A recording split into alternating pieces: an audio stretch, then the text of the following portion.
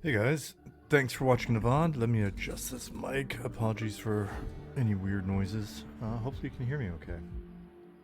But yeah, thanks for watching the VOD, and I'll try to get it up in a timely manner. Let me know in the comments for this one. I'll try to...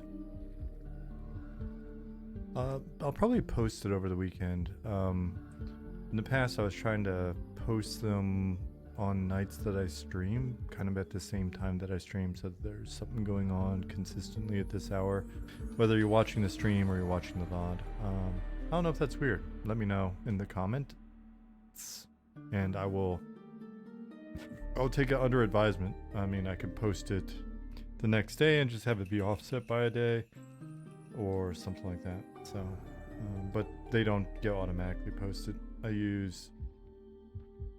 Oh, look at guard, Nailin. I use Twitch Leecher, I believe, to grab them and then re-upload them. That's my workflow, for better or worse.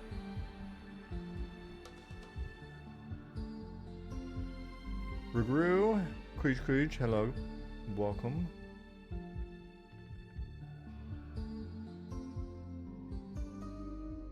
I've got this weird button at the top of my Twitch that says gift subscription, or if I click it, the like scrolling thing, it then says cheer your way to the top. Neither one of those things should be applicable in here. I don't have affiliate on. I'm not taking any money, so.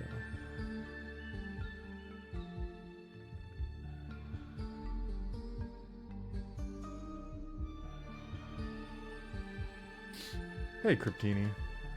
Chromium.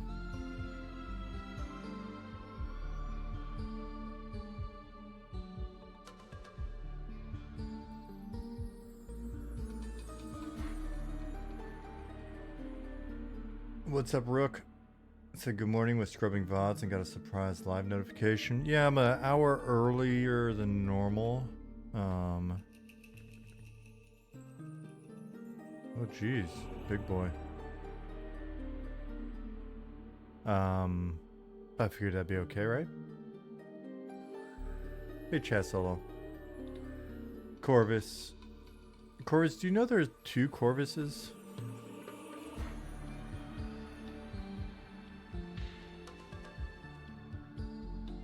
Yeah, I've got to finish putting together, uploading the VOD from the last stream. So I might even do that during this stream. Things may seem choppy in here. I got a lot of stuff running. My machine's not ideal for it. The one thing I've got running, maybe I'll do a quick fix. But I can also do that off, I can close Blender in a minute and do that off stream, I guess. What's up, Encrypt? Javastein, Viro, Tsunami-san, Darius. Regis Rook said, someone in Discord was talking about the in-game fantasy of being a trader and caravanning between towns. I feel like I remember you talking about that recently, was trying to find that. I don't know where you would find that, but I read that. I liked it. The individual is a new person in our Discord. I think they go by, is it Weirdo, but with a V? Vieto? I was catching up on that, and I saw you guys talking about it, and yeah, I'm hoping that we deliver on that specific fantasy for him. So.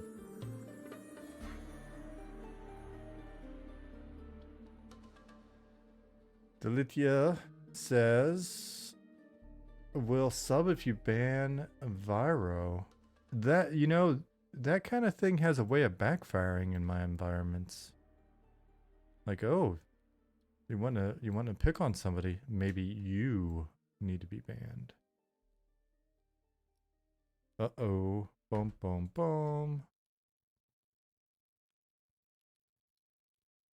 Got me killed, though. Well, that sounds like good, clean fun.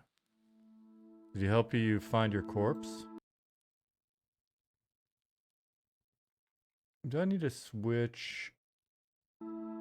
What's going on here? My machine's probably just like chugging. Hey, speaking of weirdos here. So excited for the wagon fantasy. I'm so happy you guys care about that sort of thing. Also, hello. Hello. Who else snuck in here? Ralos, Classic EverQuest, Cad, Candyman. Cad, I never sent you the thing. I just had other topics eating up my time today.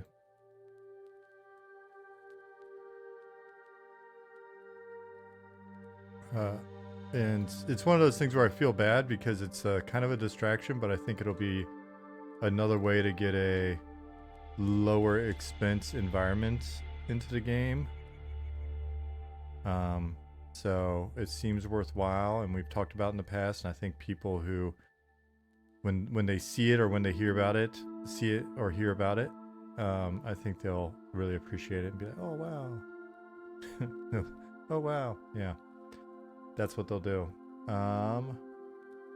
Cryptini said, I would say happy Friday, but to be honest, it's been rough. My solo dev buddy's release date for his game got sniped by Silk Song, so we're a little worried about that. Oh, that's no fun. It's got to be hard, release dates. Because, I mean, there's so many games coming out all the time. Caution, I'm stoned. Hello. Darius asks, what are the plans to combat mudflation? Part of it's going to be... So, mudflation's inevitable. It's like the inevitable heat death of an MMO. The question is like how bad, how fast. The ideas so far are looking at things like disenchantment and disassembly of items to get resources that you'll want in crafting and potentially for other stuff. A system called, hopefully I'm not confusing the terms, bartering, where you would potentially have certain NPCs or merchants that want like, it's basically like a simple quest system meets work order system. It's a system that will allow us to do work orders for crafts, like craftsmen, and we'd also be able to use it for like similar to certain war effort style turn-ins, and also use it for just bartering. So if you bring me 5 of these, I'll give you this one thing that this is the only way that you can acquire it. Like certain merchants would do that. Potentially if you've gone up in commerce or something like that in the commerce skill. So there are those things. There's, like I said, the ability to disassemble or disenchant them for resources. And then there's also tithing certain items depending on the religion or faith that you pick, right? So there's some things like that that we've got. So tithing, giving them to NPCs outside the quest system, but in ways where it's, I need X amount of them, just destroying them via different aspects of crafting for resources, etc. So those are the various things that we've been talking about. Now, for the question of what is mudflation, in games where you don't like steadily destroy items that are coming in or currency that's coming in, essentially resources that are coming into the system. You've got essentially a disparity between the drains for those things. In many games, there are no drains at all. Right, so they just kind of build up and the items don't break. And so it's like, what do you do with your 500,000th short sword of the Akesha or you know, something like that. And same thing with cash, like where does the cash go? So inevitably the currency levels inflate, the amount of available items inflate, which then causes power inflation, right? Like everybody's twinks got badass stuff. So Feet Dude says, just been playing WoW Classic and enjoying chat bubbles. Is that really, you're gonna come in here? That's your first message to me on a Friday? How dare you? Oh my gosh. Oh, do we not have moderation? Bubba Gorbo, hello. Rogar, hello. Perez Dispenser, hello. Darius answered the question as well. Hey, Arthax. Redress says Eve has a free fix for this. When everyone gets too rich, it's time for a war and it all goes away. Yeah, I mean, in a game like Eve or Albion and stuff like that, it's easier to. I'm not saying easier, but they do have some built-in solutions. Oh no, Encrypt. I was just kidding. Don't time out any variation of chat bubbles. Don't do it. People will be like, WTF. So, did I miss anything crazy important? Anybody cool come in? Like Drew ATX, hello. Chinny, another one. Getting distracted said high-end raid bosses delete your corpse if they kill you. Like OG Vishan's Peak intent or something. Yeah, I think people would love that. People will be super into. They'll be really happy we fixed the mudflation problem.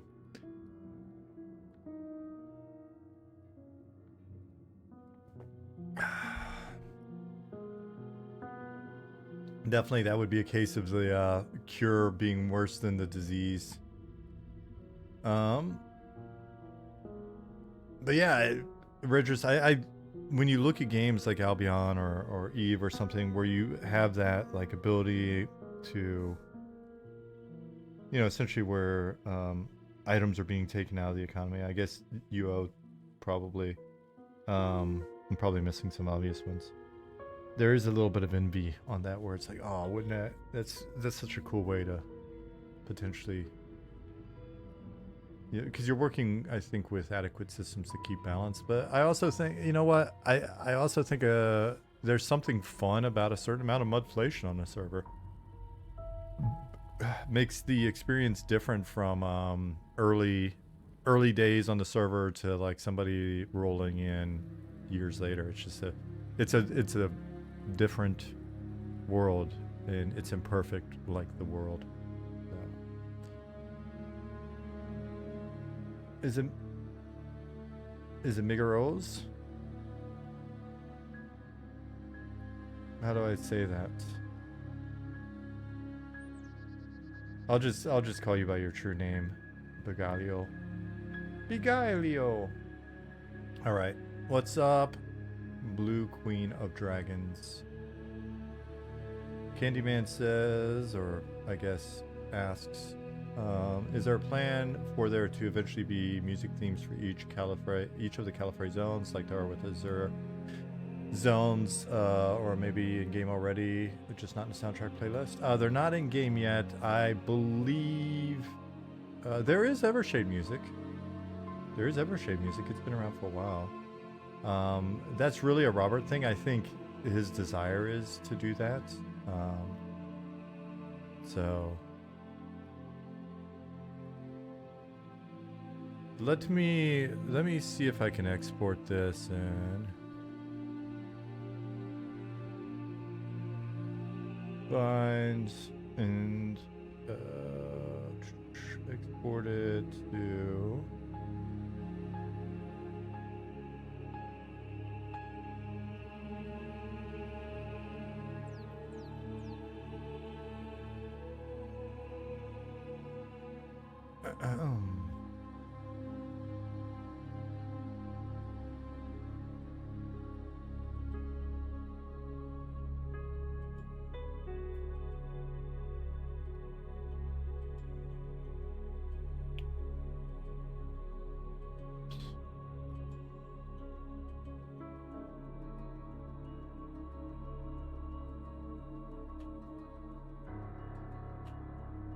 That's my UI. There we go.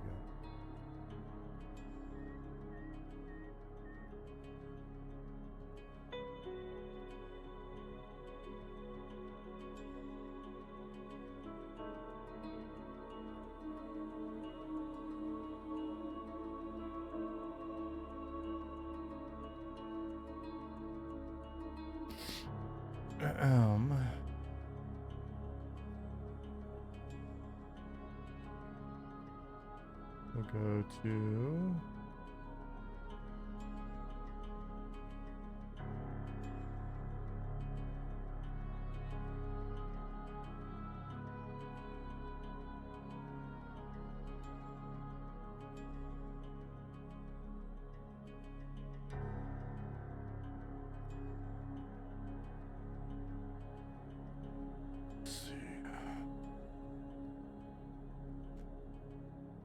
What's up, Gunner Wolf? Think it's kind of good in a game like EQMNO. Last time I rolled a character on P9 Green, somebody handed me baller items, encouraged me to stick around. Felt pretty good. I mean, that's definitely an upside. Kibik just came in with one of the downsides and said the problem with Mudflation is that you don't get to keep up in progression pretty quick. None of the quests or drops you get matter anymore, which is pretty lame. Yeah, it's kind of a weird... It's a trade-off, especially depending on how far the game's progressed vertically. I think you see a little bit of you don't have to do certain quests because there's twink gear that's available, especially if there's a lot of items that are no drop. You can typically find stuff in the economy or via veterans or whatever that'll help you boost past certain content or quests, making those irrelevant and acting as like a weird soft catch-up mechanic where you don't just have to purchase a M&M token to get boosted. On the flip side, it does make it so that that content is kind of irrelevant, so hopefully there is some content of relevance to you. You know, oftentimes it'll be a mix where it'll be certain aspects of the content may be irrelevant, but then you're kind of a bit overpowered, so you're then able to go in maybe with less than ideal group you know, configurations or something and hit some of the older content.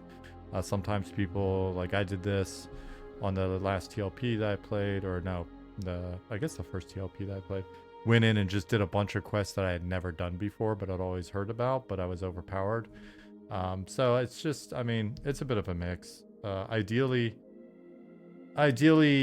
you know, because we're never gonna get it perfect. Ideally, it's just it's the least messed up as possible. Not to be a pessimist. And hopefully if it's messed up in at least interesting or fun ways.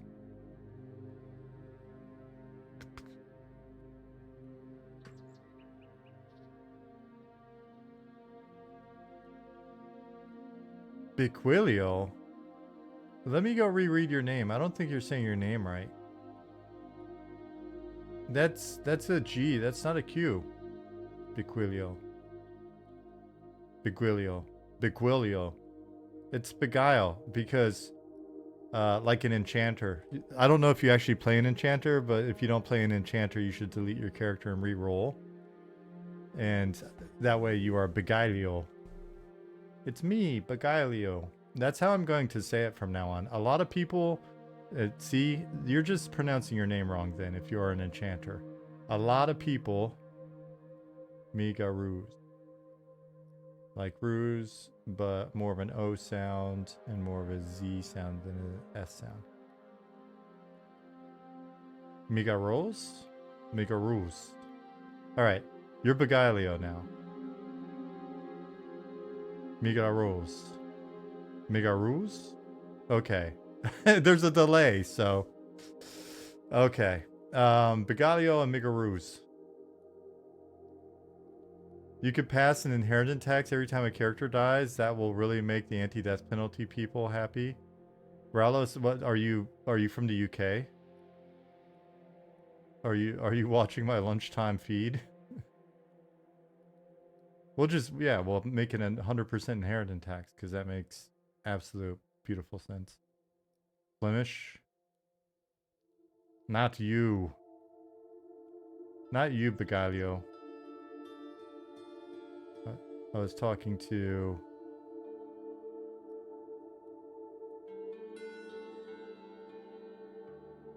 Ralos.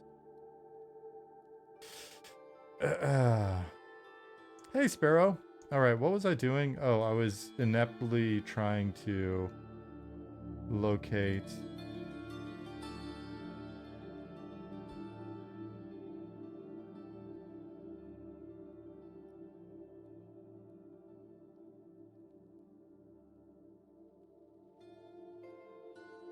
this asset.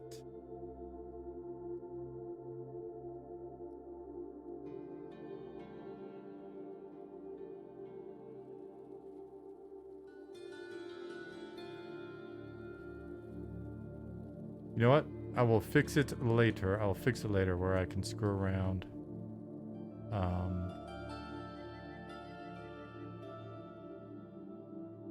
We'll just say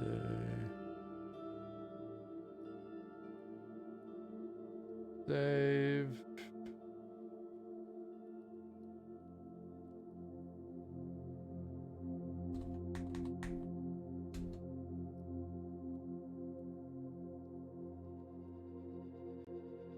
Cool.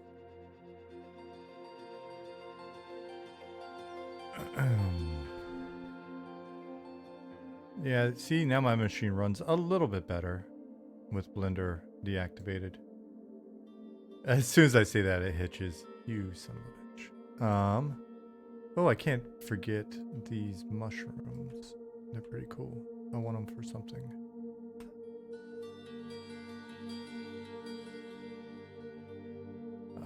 Yeah, so they've been in here working. Lasava, Nicodemus, Bilth. Yeah, the ground texture is updated. They've been building out the city now. The elevators work for those of you that haven't been around for a while. They're moving a lot of the NPCs into positions within the city. Oh.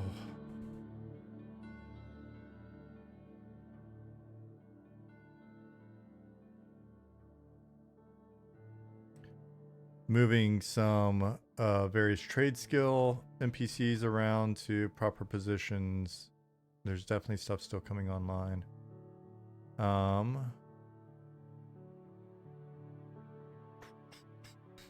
Sparrow said yes, with classes restarted, it's gotten even busier. Our oldest just started college, so I have one less student this year. Bittersweet. How can I ask? How many children are you teaching?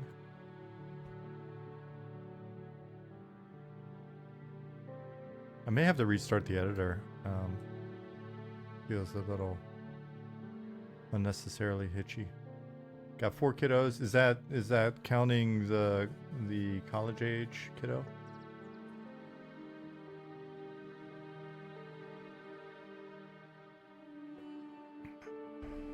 Three now. I almost asked what the level spread is, so you can absolutely tell that I have been thinking about. Today there's been some conversations just about like balance and content distribution, item distribution, stuff like that. And so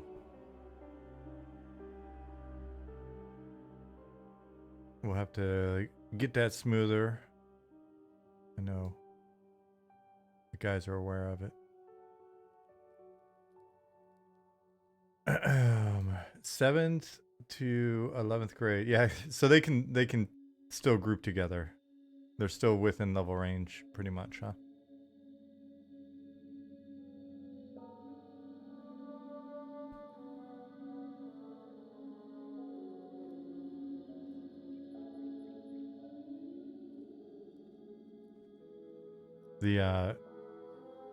The designers, I think specifically Nicodemus, have been helping to prop out and stuff.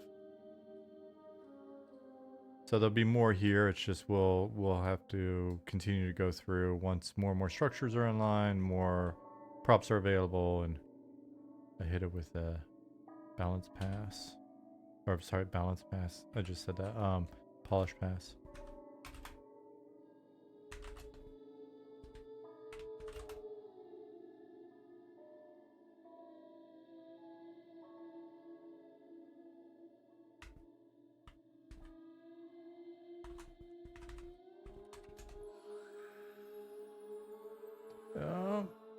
My son just turned 14. I'll send him over to heal our tank. Nice one, Bulort.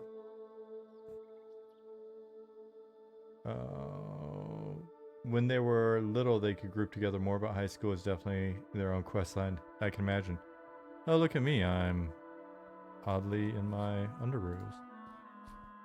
I'm still in my underoos. Well, this illusion has me looking pretty fancy.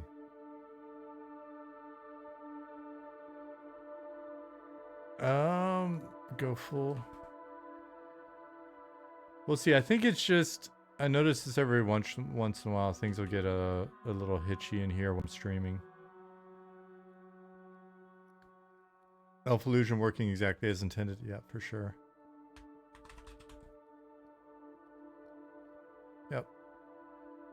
If you see this guy running around your treehouse village, definitely be freaked out. But thank you, Red Forest.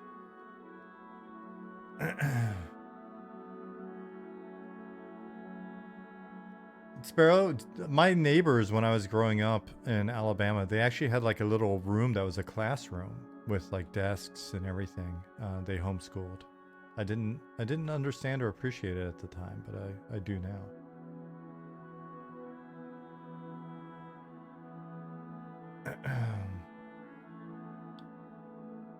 Rip Von Skeletal, good to see you again. What's up, Steve Fence?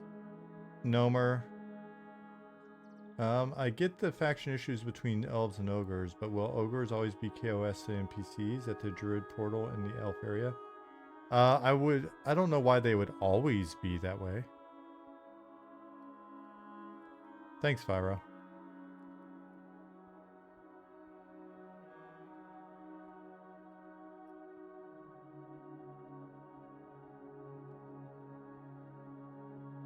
I take it as a compliment. I'm not stuffy.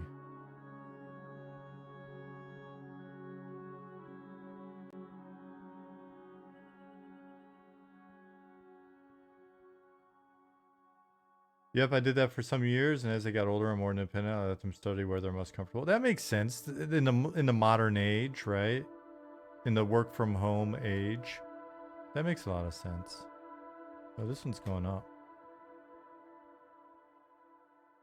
In the age of laptops and, you know, tablets and stuff, I could see like being able to chill somewhere. And that's the way I'd set it up if I had kiddos.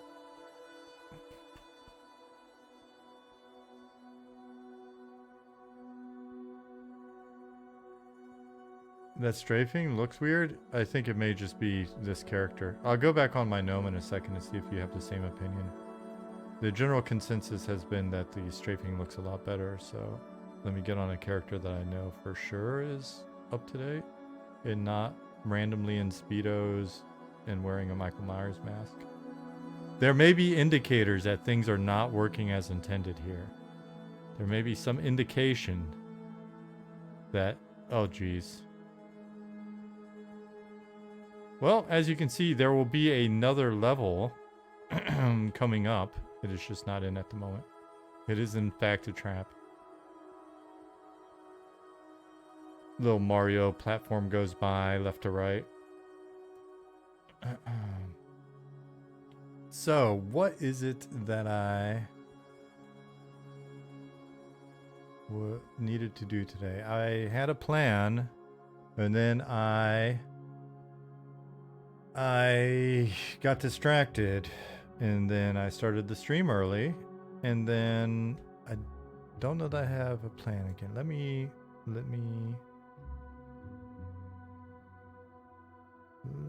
think about it. And there's no water under me. Yep, they love it and still do. Jamming to music on their headset, going at their own pace. Super cool. I dig it. I like it. Robot getting distracted. Who could have guessed that would happen? I have no idea. So what did I do since the last stream? I barely worked on a thing that we haven't shown you yet. I think we'll probably just let you discover. And I don't mean that as just like, oh, dangle bit or whatever. It was a Kit Bash dungeon that I was talking about. But it'll be, I think, more fun for you guys to... No, you're not distracting at all, Sparrow. I asked. I was interested in what you've got going on, so... It's my stream. My bosses don't yell at me too much if I don't stay on topic. And I figured it was a good opportunity to learn a little bit about what you got going on. Oh yeah, I thought I had that for sure. That fall damage I would have taken, but it's disabled, is bullshit. Only 94 damage for that fall? I should have been dead. We gotta go. We gotta go heavier with the fall damage. And we gotta get it turned on again. Nicodemus said, Shaman area is still being worked on. All Shaman NPCs are temporarily housed in the inn until Shaman location geo is finished. Cool. So yeah, there's the Kit Bash dungeon that worked on. Mainly just getting it separated because it was originally built out of pieces from here, and then we separated it into its own scene, so that's cool. That was one Kit Bash dungeon. There's the other one, you're right. We haven't even started talking about that one yet. That's the one that I want to talk to Kat about. And then there's a third location that one of our newest members is working on. But he also joined the team and immediately ran off to Asia for a couple weeks for a pre-planned vacation. So when he gets back, we'll be working on that. So some fun stuff going on that you guys haven't seen yet. I just mentioned it as like, that's kind of cool. It's nice that not everything has been seen to death. I fixed those NPCs that were in... Let me go there now, as a matter of fact. Who was it, Darius, that was not liking the strafe? Does this look better, Darius, to you? What's up? What's up, Dark Inside? You dead-ass thought I was in Kelethin? You youngins with your new terms. I had to explain that term to my wife. We were watching a video of somebody misbehaving on like an airplane or something.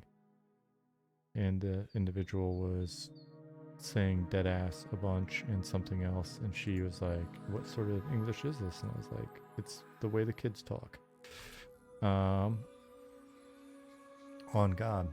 And so, yeah, I think it's just getting everything,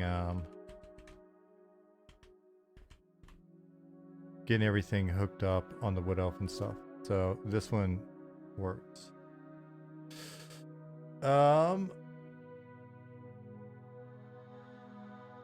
So anyway, hello, Dark Inside.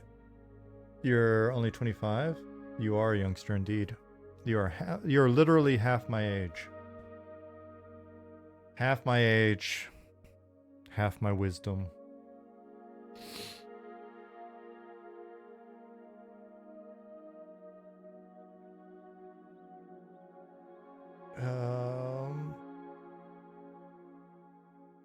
Yeah, Begalio, the fall damage calculation is weird. That's why it's turned off at the moment.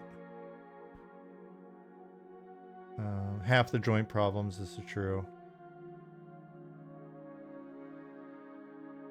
Twice Sean's Riz? Twice my aura? Potentially. You may be a very charismatic individual. We don't know. It's the internet. We never know.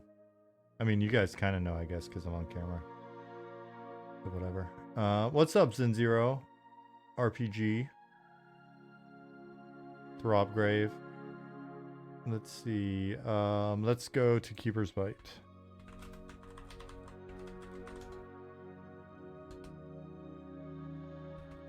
With an S. But not there. My machine is making some noises in the background. That might be part of the stutter as well.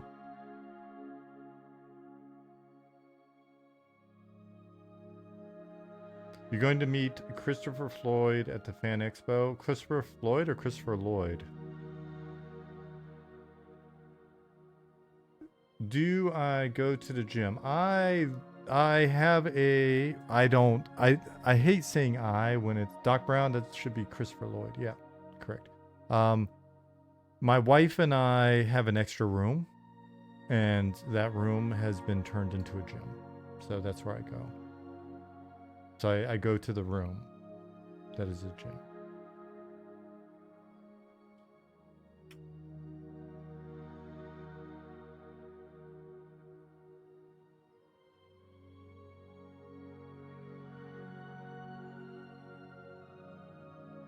It covers our needs well. The squat rack is pretty short because it's a janky ass like bench slash squat rack. Just we didn't want to overinvest, to be honest. So I have switched to doing Zercher squats instead of back squats. Nobody cares, but it just made me think of that. And since you asked about gym, I figured I would give you that bit of trivia. Plus, Zercher squats are kind of cool. They seem practical. Because it's rare that I'm going to, like, throw somebody on my back. But picking somebody up makes sense. All right, so we're heading to... Oh, Professor Plum. He was Professor Plum. One of the best movies ever. One of the best movies ever. And he was in Taxi.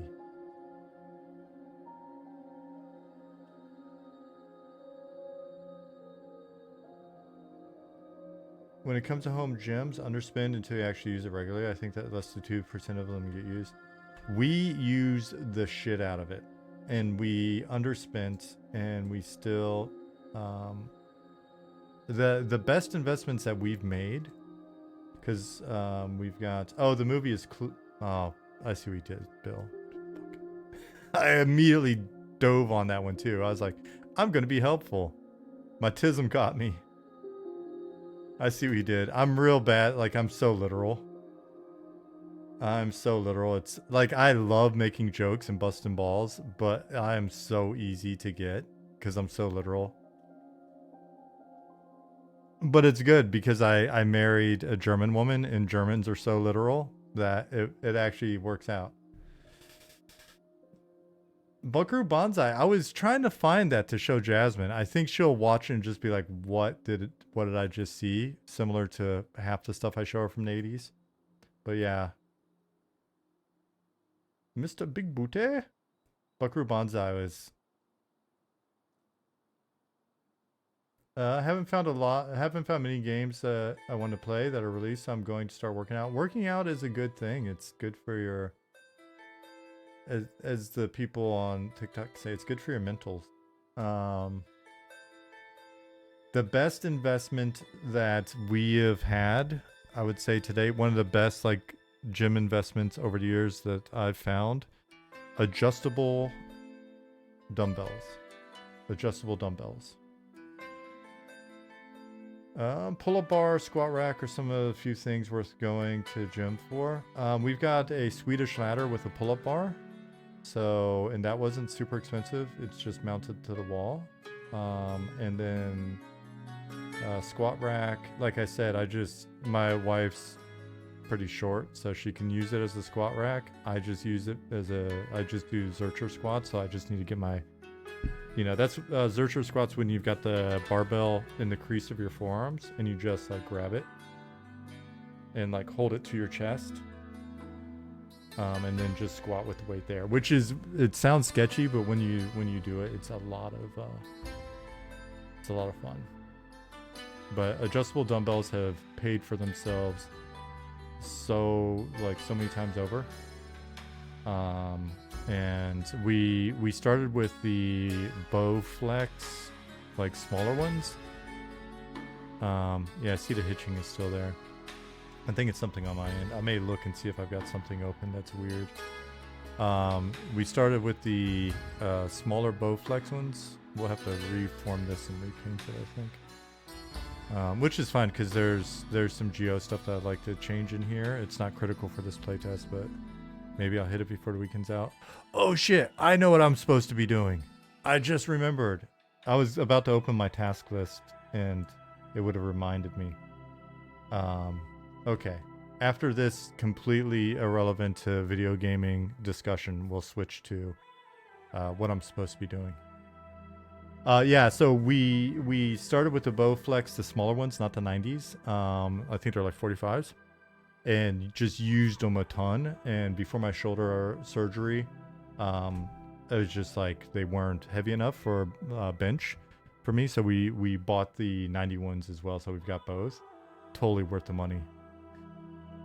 Kettlebells are fun. Indian maces, I think would be. I think they'd be fun. To me, I don't know that I'll fully utilize them, but yeah, I mean, I think to me that one would probably wind up being more gimmicky for me. So I haven't spent money on it, but you know what?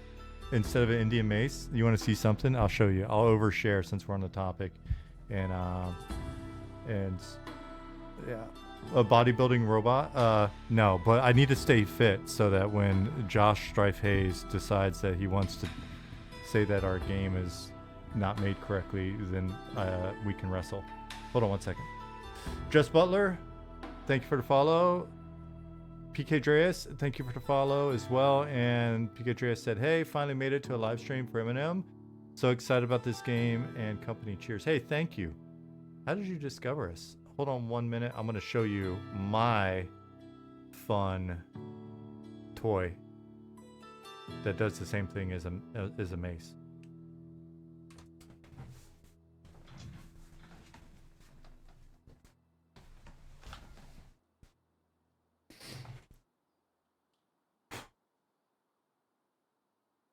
Never mind the dog hair. It doesn't look like much. We found this at the garden that we bought, like the garden that we have, our garden parcel. It's a piece of land, a couple kilometers from here. But we found this there as one of the things they left behind. And it is actually fairly heavy. It is it's work.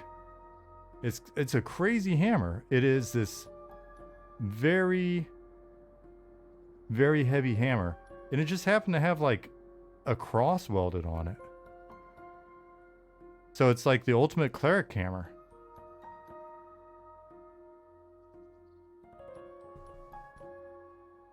Super cool. I think it's very cool.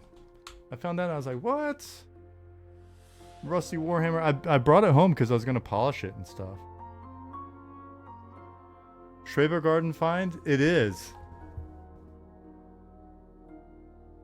It was. Our little parcel. Beleg Strongbow, welcome. It's a super cool hammer though. I really, really like it. I brought it home because I wanted to polish it up, like the Dremel out and polish it up. But I don't think we had a Dremel at the time. Now we have a Dremel and I haven't polished it. So thank you for reminding me. Did I miss something else important up there? No, I'm not going to bring out a broadsword. But eventually, Jasmine and I were going to buy some, do you pronounce it gladius? Gladiuses? PK Dreas, this is the village of Penshaw. Oh, we need to give that a climbing volume so that people can go up there and immediately start exploiting pathing. So this little village is a human settlement outside of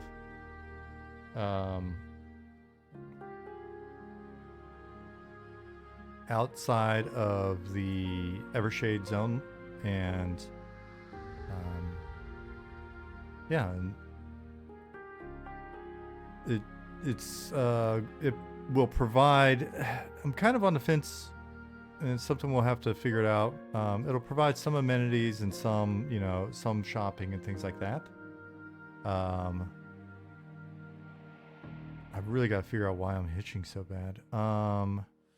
Because it's definitely not the zone, and it's not just that I'm streaming. So maybe having Blender open earlier. Pooh did something. But yeah, I fixed it. I was like, I thought these guys were set up. He will sell in-rooms. He will be the one that you go to get your in-room here, and then his wife is fixed. So you can buy some rations, water flasks, and sell some stuff here. One day I'll have to battle someone with a hammer who's wielding an Indian mace. That might be like me versus the ghost of the Iron Sheik.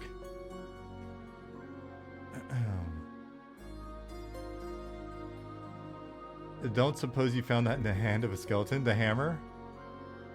I will not tell. I will just say that I found it at the garden.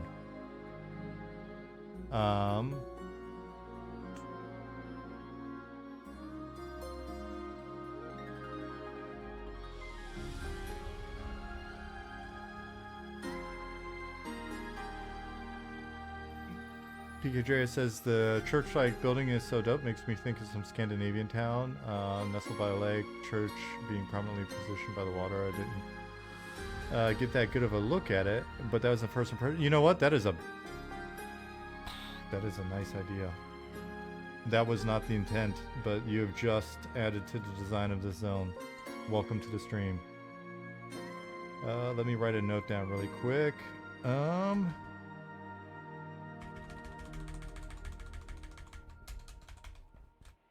Penshaw, because we're going to be working on the buildings a little bit anyways. Penshaw, quote, water, temple building, facing the ocean. Tight. Love it. Good stuff. Purpose of the inn rooms, provide you with experience buff, maybe some minor storage, some things like that. It gives you your rested bonus. It's something that I'm probably not speaking to perfectly, but once we get it all super hammered out, hey, then we'll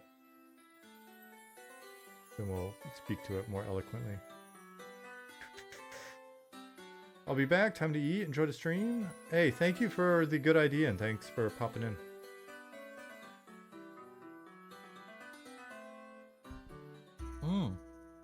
Would the inn rooms also set this as your bound location if you die? Like, give you the option? That's kind of interesting. I'll write that down as well. Inn rooms allow you to set bind location. What happens if you haven't paid for the inn room though? What if you've only had it for one night?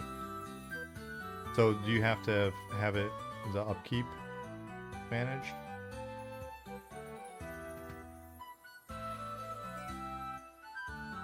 Hey Pan, what's going on?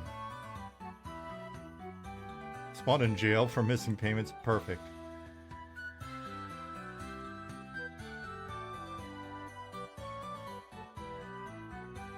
Straight to jail. Yep, jail.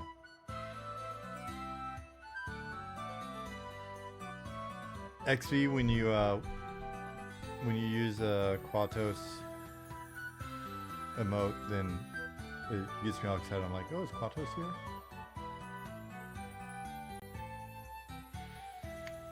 Okay, so I'm here. Let me camp. Or let me just stop. Let me pop back into the scene. Let me see if anybody's got the scene checked out yet.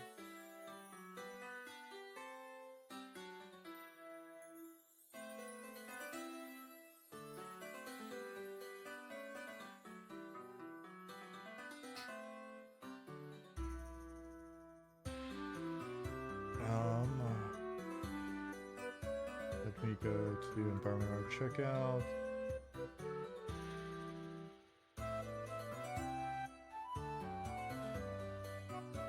Scroll up.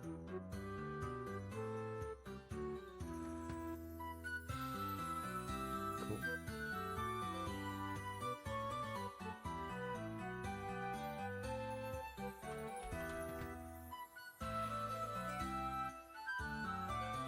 All right, it is available.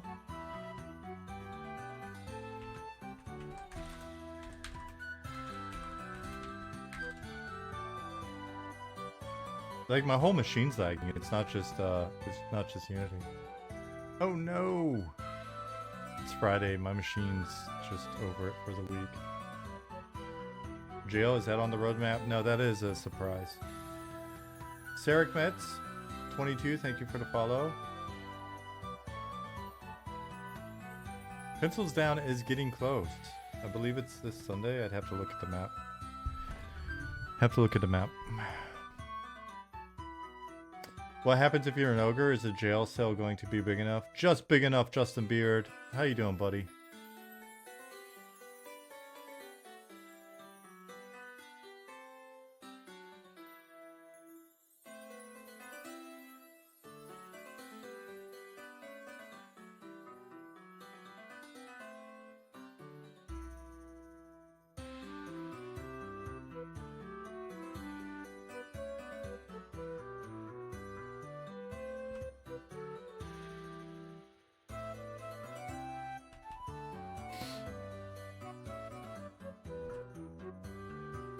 The test starts on Labor Day?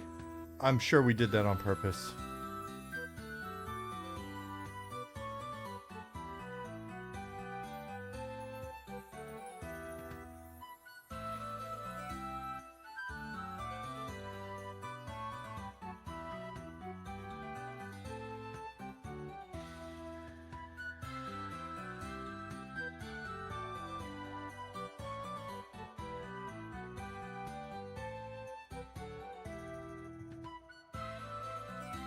Okay, so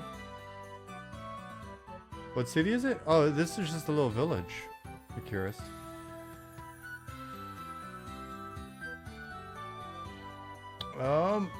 Is this city a hunting area or player housing? Yes. Depends on who you are, I think.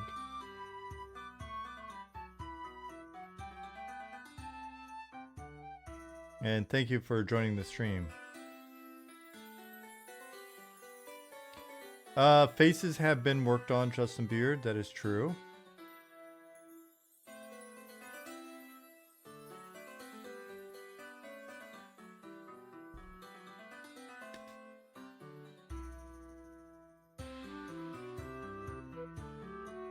So there will be some housing that you can rent here, and then some amenities and stuff. But it's not going to be like a full-blown city. And then for other folks, we've also, don't forget there's an inn over here that we'll be continuing to work on. I think I meant to check this earlier.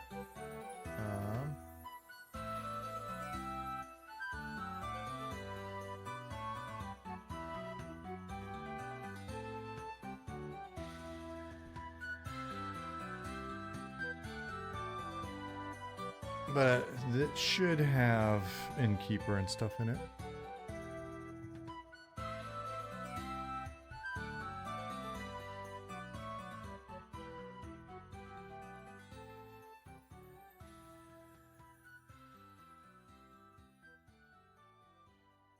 Flowering Mind asks, what goes into creating a quest for a new zone? Sort of the high level steps are just figuring out that you want or need a quest. Typically we'll do a quick outline of what the story beats are. That then breaks out into defining what existing NPCs will be used, what new NPCs need to be created, what items need to be created as part of the quest, like do you get a container that needs to be filled, and then what are the items that need to be put in it. The dialogue is written up. Then you take all of that, and we basically just hop into the database and assemble it. It's really pretty straightforward. Let me see if I can show you what a piece of a quest looks like without spoiling anything. These days it's getting harder and harder to not spoil anything. But here's some.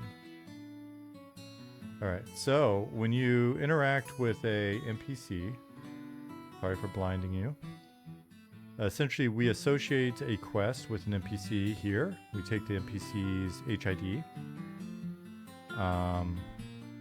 So, human readable identifier. It's got an ID here because every one of these needs to be unique, and then depending on kind of what the prompt words are, sometimes we have to trick some things by the order, but you usually start with an ID of 0 and then you progress through there. The prompt will be the thing that you say or do in order to trigger the response. So if you target this NPC and you say die to it,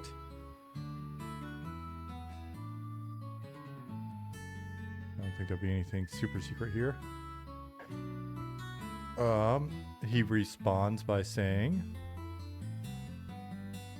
triggering die zone command, and then fires this trigger, which is trigger test NPC die. Within this, we've got a lot of flexibility within the prompt and within the response. So, let me see if I can find one that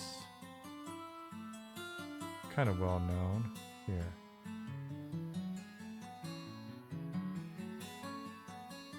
You know, we have the ability to fire back emotes. You see here, essentially, this is you turn in bone chips. See you, Justin Beard. So this is just saying item, 1 bone chips, pluralized for old time's sake. And then again, this is a common quest. I'm not spoiling anything. Experience reward. Faction provides, so faction provides this at this rate, and then T-say is basically targeted say or targeted emote, which sends it directly to you, so it's not so spammy. If we were to take the T off there, it would just say it out loud.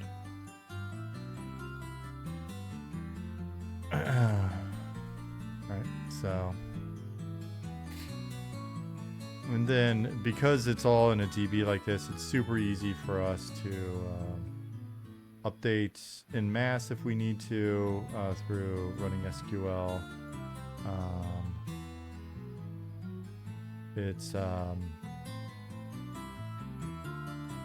It's been easy for Swanee to pull all of this into a web interface, so it's easier for us to find stuff. So yeah, it's a very straightforward kind of setup, right? We have Eric's been going through and editing. So we have his checked column here, so he can tell if he's gone through and edited it for grammar, etc.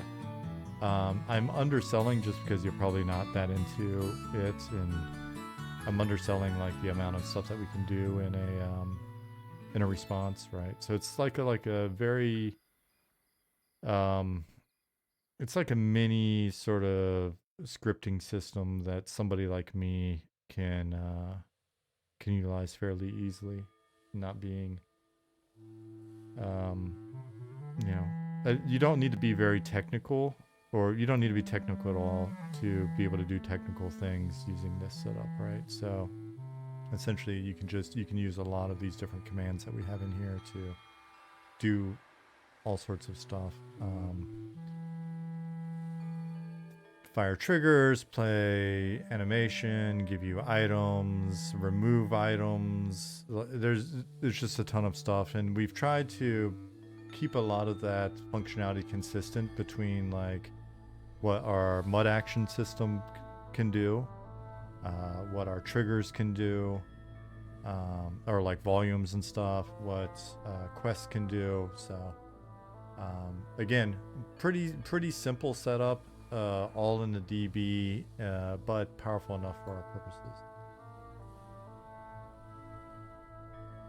Yeah, you can have multiple inputs and you can have multiple outputs for a given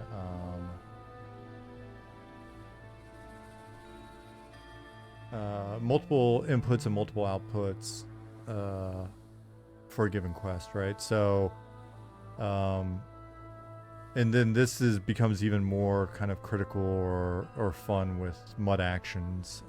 So it could look to see, do you have a certain item on you, and what did you say?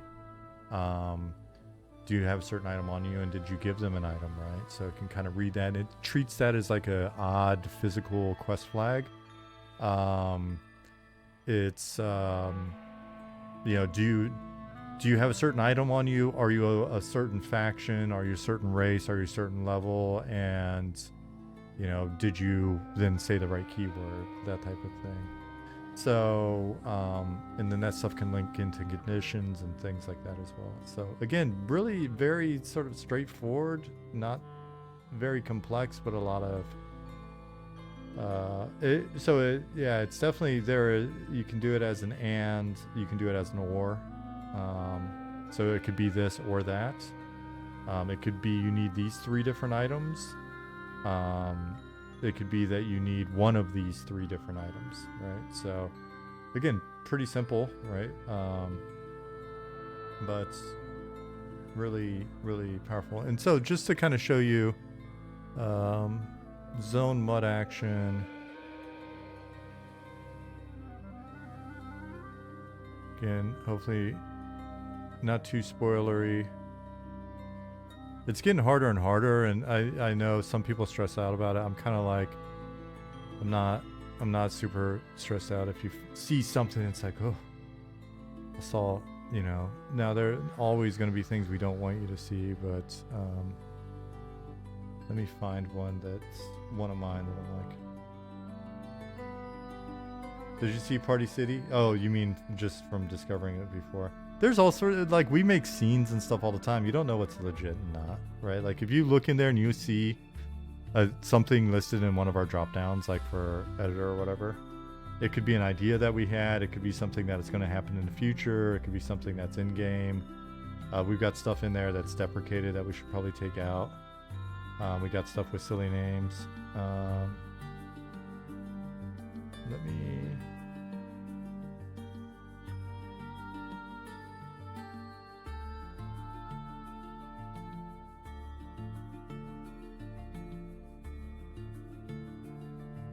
Let me find you one.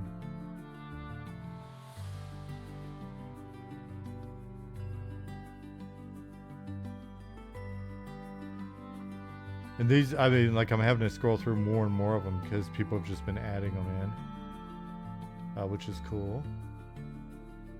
I think this is an OG one.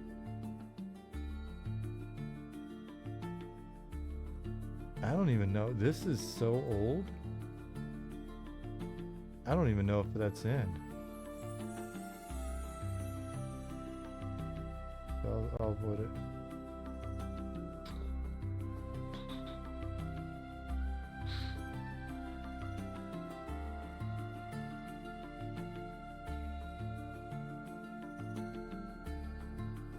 There's so many new ones in here.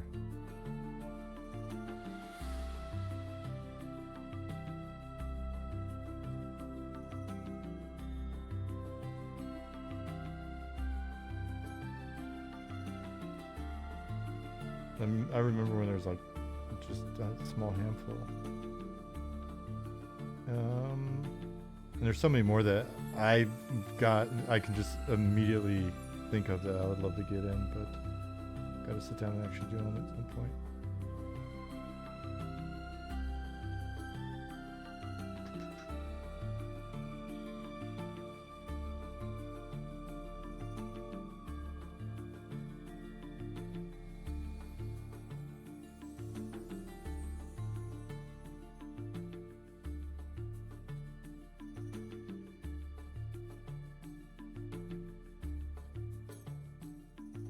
Okay.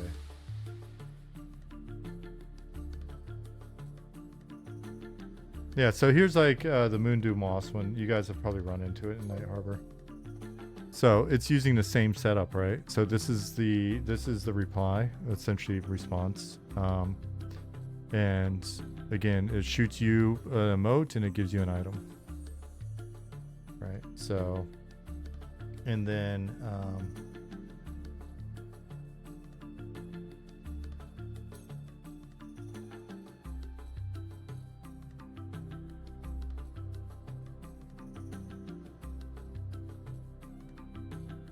shrink this down a little bit.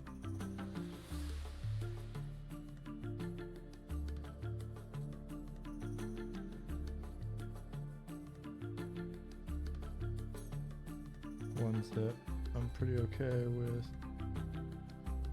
Yeah, and so in terms of their setup, it's what zone is it in, what's its unique identifier, what type of mud action is it, what type of volume, because there's typically a volume involved. Is it a box volume, a sphere? Does it have a respawn time? We've got a min max, so it can be variable. We just added that in the last like couple of months so that we can actually just have you find like there's a fish in a barrel, or better yet, a smoked fish in a barrel, and then you can take it, and then that'll be that for X amount of time, and then it can't be taken again. we'll probably, as we put more of those in, we'll probably find that we'll want to link those to previous ones so you don't actually see the fish if it's not in there anymore, that type of thing. So I don't know how much we've been using those. So the position of the volumes, the prompt, the reply, a skill check, skill requirement, so what number is associated with the skill. Over time, it'll be good to blow this out more and more to include like attributes, all that other stuff.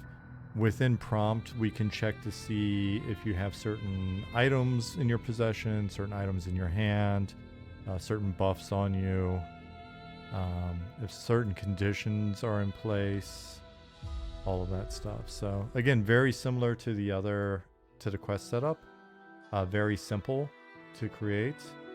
Yeah, like min strength to open a heavy door, or to pick something up. So yeah, very, very like our behind the scenes systems, not systems because that denotes code and other stuff, but essentially the construction of content is not super complex. We didn't go off in the weeds, and we wanted stuff to be as tableized. We wanted things to be in a relational database as much as possible because of the ease of dealing with scale. So, you know, having tens of thousands of items, tens of thousands of NPCs, and having them in a place where it's easy to find them. I've worked on at least, I think, one project longer term and one project very short term, and everything was basically in like text files. On one project, everything that you put in the game was a unique script, and trying to find shit, like what do you do at that point? Do you grep it, or like, I don't know, I'm not technical, I'm actually asking, and just it was a mess. And then everything was a snowflake, everything was unique, and just it was like as much as we can just kind of create some fairly straightforward but powerful constraints for design, the easier it is for us to get in there and then just like whip shit out and know what our constraints are. And we have such incredibly good tools support on our team from our programmers that when we absolutely need something, it will often get done that day. What's the learning curve like for SQL? Sorry, I've been ignoring chat completely. So I did an online course and it seemed pretty straightforward these days. So it's a pretty low learning curve, but you can do more and more with it. And these days I didn't retain any of that shit, and I wish I had. So in the rare situation that I need to do something and I can't just ask Nick or somebody that's really good with it to do it for me, I'll grab like ChatGPT or something and just ask it and tell it what I want to do. And I mean, the queries are pretty straightforward, but you don't need really to you don't need SQL for our setup. It's only if you want to do like, a bigger sort of batch update, or if you're really looking to do a very specific query.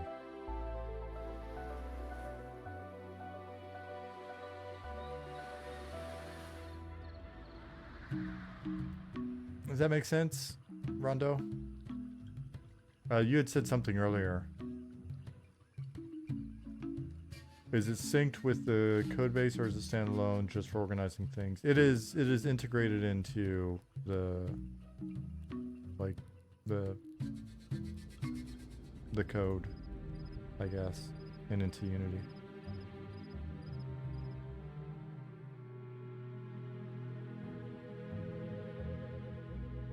For more technical information on it, I'm just a trained monkey when it comes to this stuff. Be sure to hit up Ali or Encrypt or Chip or Swanee or anybody in Discord. Or like even Kumidar on a design side can answer your questions. Hey, Kumadar. A lot of the guys can. I'm naming out a few of the names of many. I'm probably one of the least technical people on the team. Waterfall flow of water illusion simulations, nice by the way. Hard to see from an angle like this. I think we'll probably eventually modify our waterfalls to all kind of follow one or two very similar formats, and they'll probably change a bit. Beleg Strongbow asked, I'm looking at deep dwarf concept art. They're made from stone, correct? Will they be immune to bleed effects? Do we have any bleed effects in?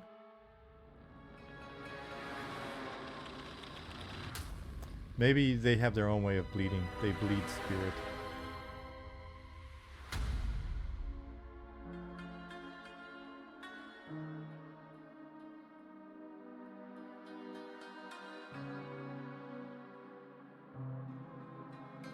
Yeah, that makes sense, Rondo.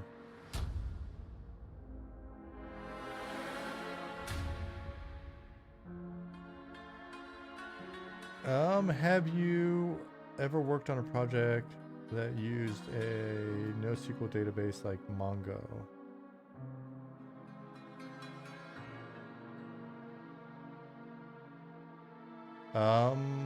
It sounds super familiar, so I want to say yes.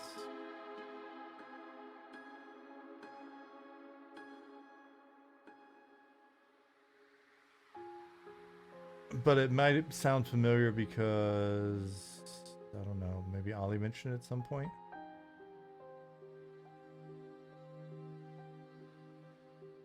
And just to kind of round out again, or maybe I remember it from the online courses that I took. That's what I think. But it was like 2017 when I took them. I was just bored and didn't want to do any more producer shit for a while. So I took a bunch of courses.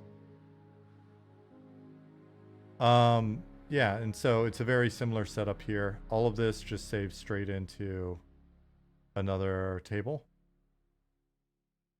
And so we've got the spawn point information. These guys save into one table, and then we've got the zone spawn commands. All of these guys, like the go-tos and stuff, that save into another table. They're linked, and that's that.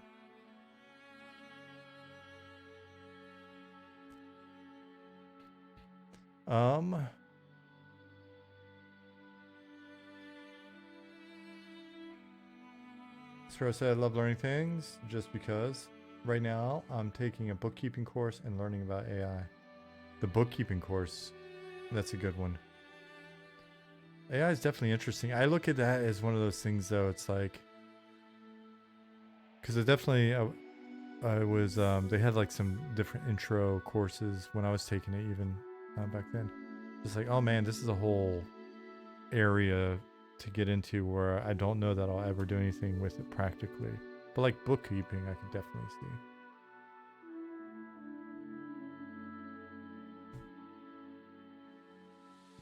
All right, so I'm in the zone. Let me see.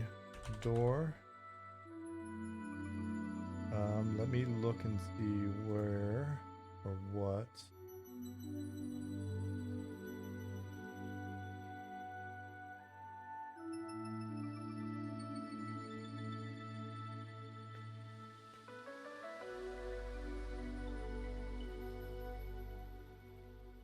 From Bjorn.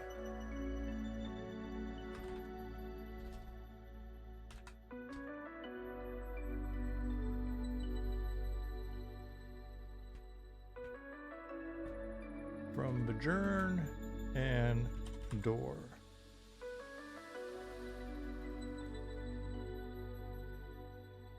Okay, found it. I love Slack.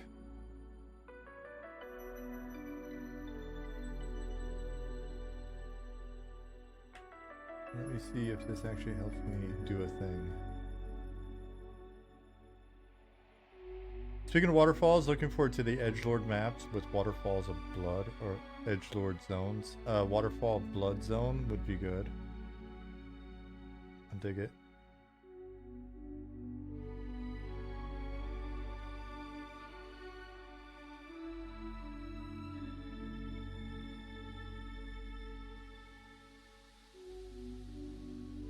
Are you the right size?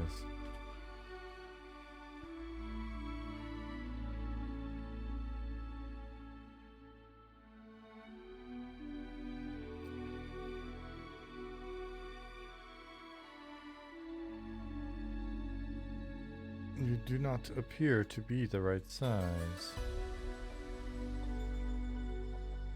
Gorf said, can you drop a Module 2 teaser on us? I can't. I can't. Because we haven't confirmed. We haven't gotten everybody on board yet. So I can't. It would be unfair to the team. But I can drop the teaser that we have been talking a bit about it. Yeah, I think it's more of a saloon door based on the concept as well. It's just the edges are where I'm a little iffy. So I think it's meant to, yep, saloon door up about like this, but it is a little...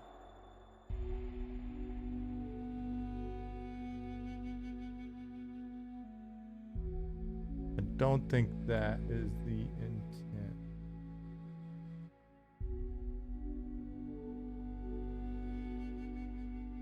But you know what I can do for a lot of these structures? And that's module 1, Simon.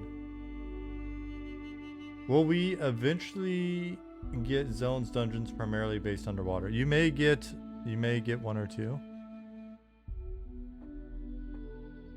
You never know.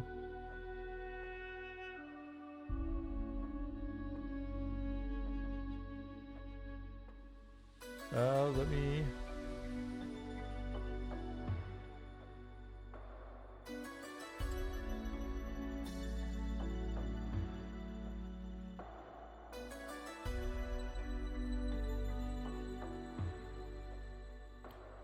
you know what I may do? I may throw these in here no matter what.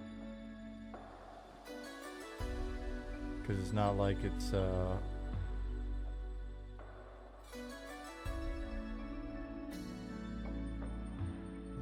Add a tab, hierarchy.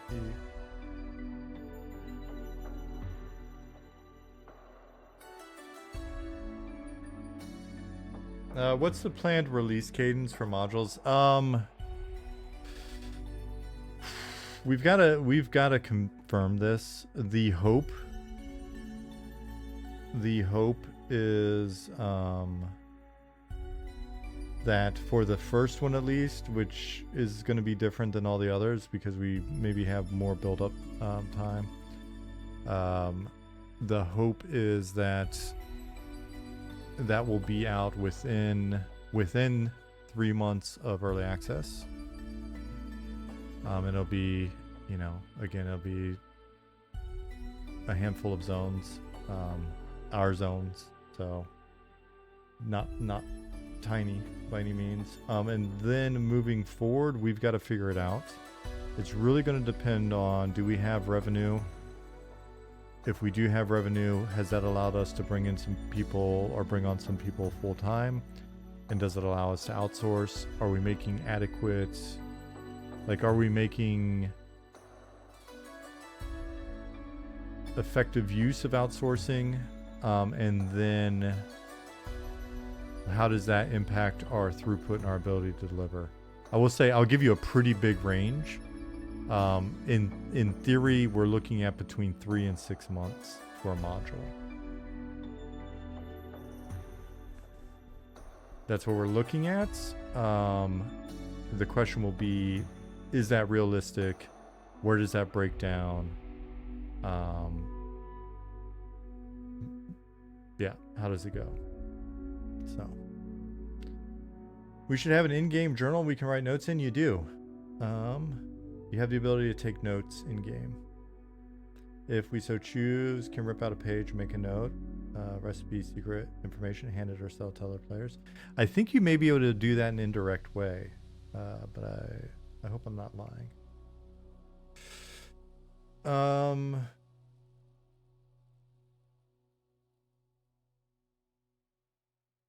Did you miss a response regarding crafting earlier? No, I don't remember saying anything about crafting, so you'll have to ask the question again. Back from eats, but to answer your question from earlier, Robot, if it's still relevant, I can't quite remember how I came across Eminem. Maybe it was NDP's first video about the game. That or I came across his video because I was looking for Eminem content. So 2 playtests ago. What's your background?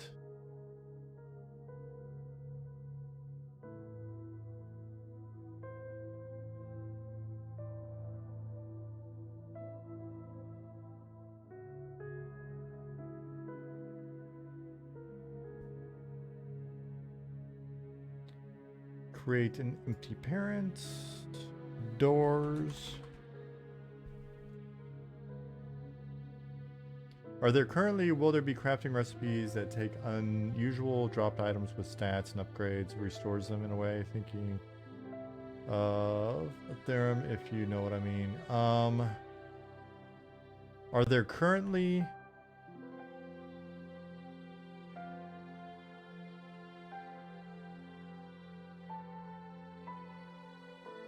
usable dropped items?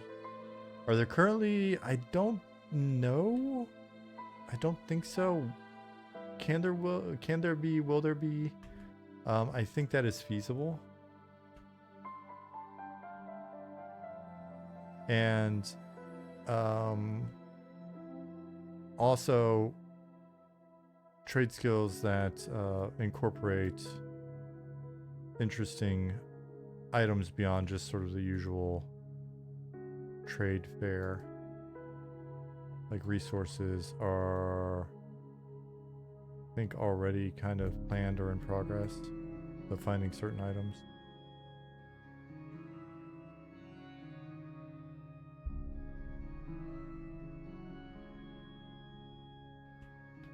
Hey, Zukin.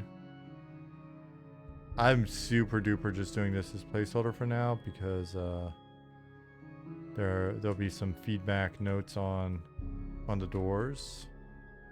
I think in order for us to do these pretty consistently, it'll be helpful if they have a frame or something that is consistent with the door that allows us to basically just align them pretty easily.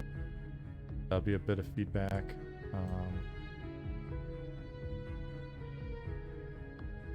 I tried the whole snap thing in here, Chinny, but it didn't help to try to snap these particular doors in.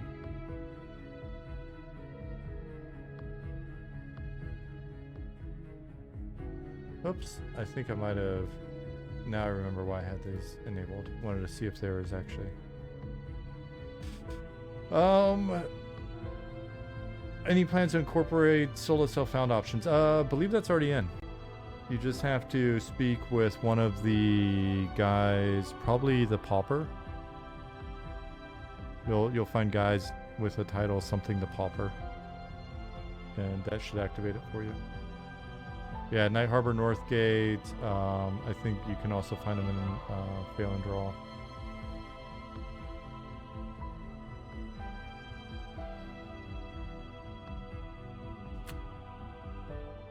PK said, I'm coming at this as a gamer of UQ, as a kid in high school, Kunark era, and then some P99 last few years with friends from high school. So the whole old school philosophy and the divergent game design tradition that Eminem builds on is what draws me in.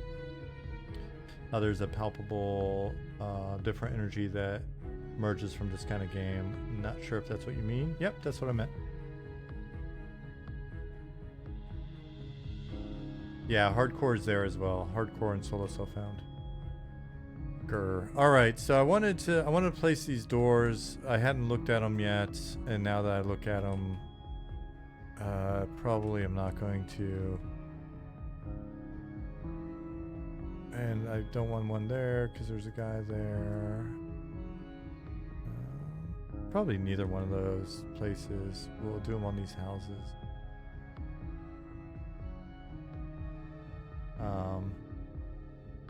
I'm so torn because I really wanted to do this tonight on stream, because it would be something where I don't have to like use my brain a ton, but we definitely need to provide feedback on them.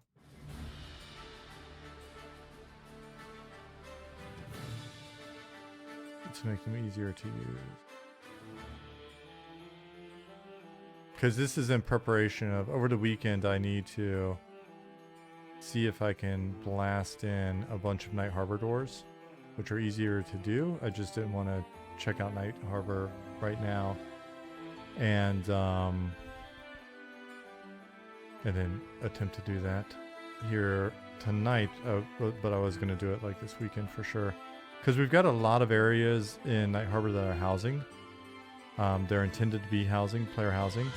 And so when you go wandering in there and you're completely new to the game, you're like, what's all this empty shit? This game is so far from, you know, like, there are no NPCs anywhere, blah, blah, blah. And it's like, well, that's because you're standing in some of these future houses. So, wanted to get those in, not because I think in the playtest everybody's going to have enough cash to be using or renting them, but I just wanted it in because it helps eat up some of the space in a way that's actually more indicative of where we're heading with it. Makes for a better new player experience.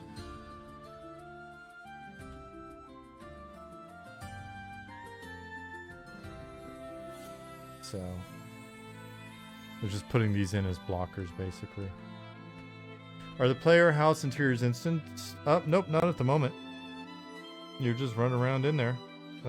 Whether or not it ever becomes instant, don't know. I've tried to make the argument that while the entrances will be static and singular, that it may not hurt to be instance just in terms of like being able to fake the scale if we need to later or whatever. But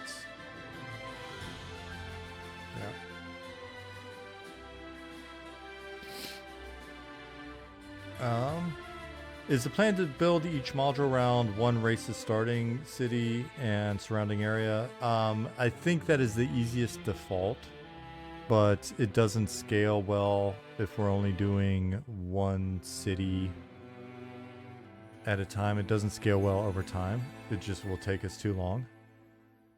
So the hope is that we get to a point where we're able to do more content faster. And the primary, you know, obviously, so hopefully I'm not coming off as like pedantic or whatever, but obviously the thing that takes us the longest amount of time is the art and then getting the content implemented on the design side. Content implementation on the design side, a lot of that winds up being it's sort of the back and forth between the initial design handed over to art getting stuff created, and then us getting everything pulled together and implemented. In parallel, quest design can be going on the whole time, and then quest implementation. And so, but environment art is probably going to stay like the longest leg, because on the character side, that scales a little bit more easily. Especially with if we find that our outsourcing partner is doing work that we think hits the quality bar and we're good to work with them and we have revenue, we can actually push pretty hard pretty fast on something like character art and then animation. I think inevitably what we'll find is that, because we're you know, if you're not a huge fan of our art style, you may not believe this, but for those of you that like art style, maybe this makes sense. We're pretty picky behind the scenes, and so I think invariably what we'll find is we'll get a lot of assets created, both with our internal folks and with outsourcing, as the assets come in from outsourcing, we'll spend a fair amount of time tweaking them to our liking so that they're really ours. You know, everything that everything that we get made will be informed by a style guide and iterations and feedback from us along the way. But the final tweaking is something that I think will wind up being where our folks use, essentially a lot of fondling. That is true. That's what we like to do. And so the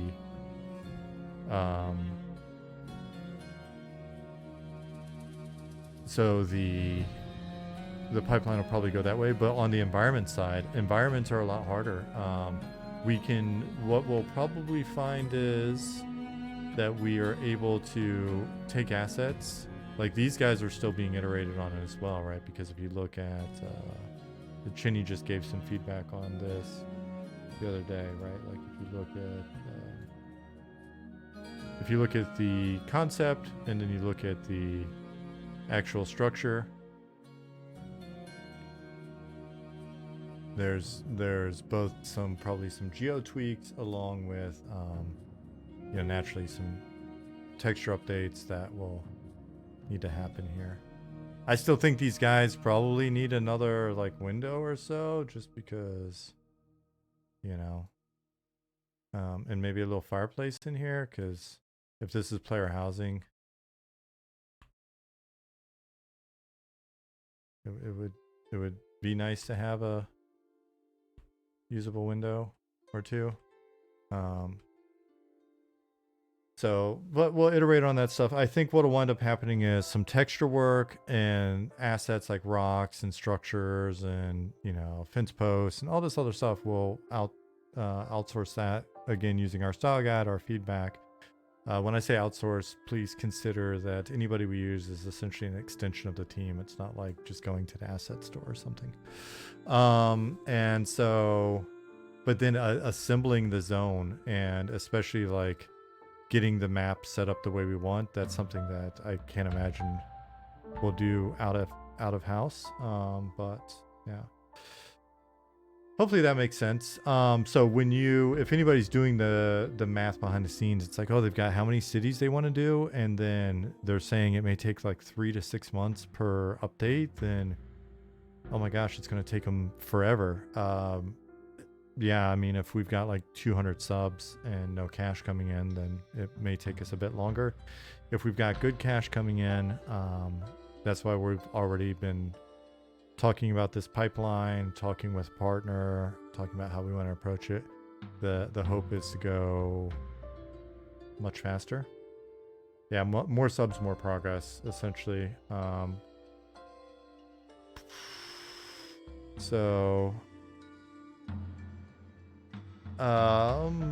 Do we think we'll add an alternate advancement system to AA? Dark Anubis asked.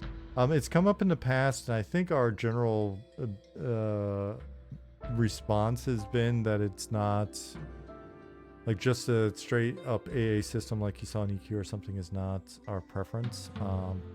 If you want to dig into why or like get some more thoughts on that, next time Nick's streaming, hop in and pick his brain for that, and then let me know if you do it. Be curious. Eric said, on the subject of new player experience, the new player guide has been updated with a new essentials section. If you haven't played before, it's worth a read. Short and sweet. Monsters and memories guide. No. New player guide. Because that's somehow faster than me just clicking a link.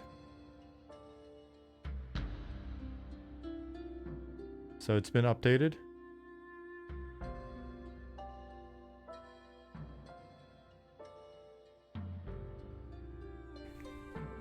Those of you that have not been using it or are completely new or whatever,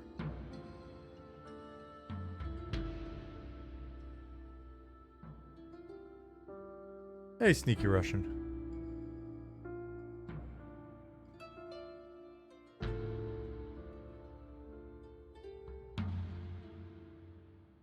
Seaborn, who asked the original question, said, love that response. Thank you. Appreciate that it will be done right, regardless of how long it'll take to build out the world. Hey, I appreciate your appreciation.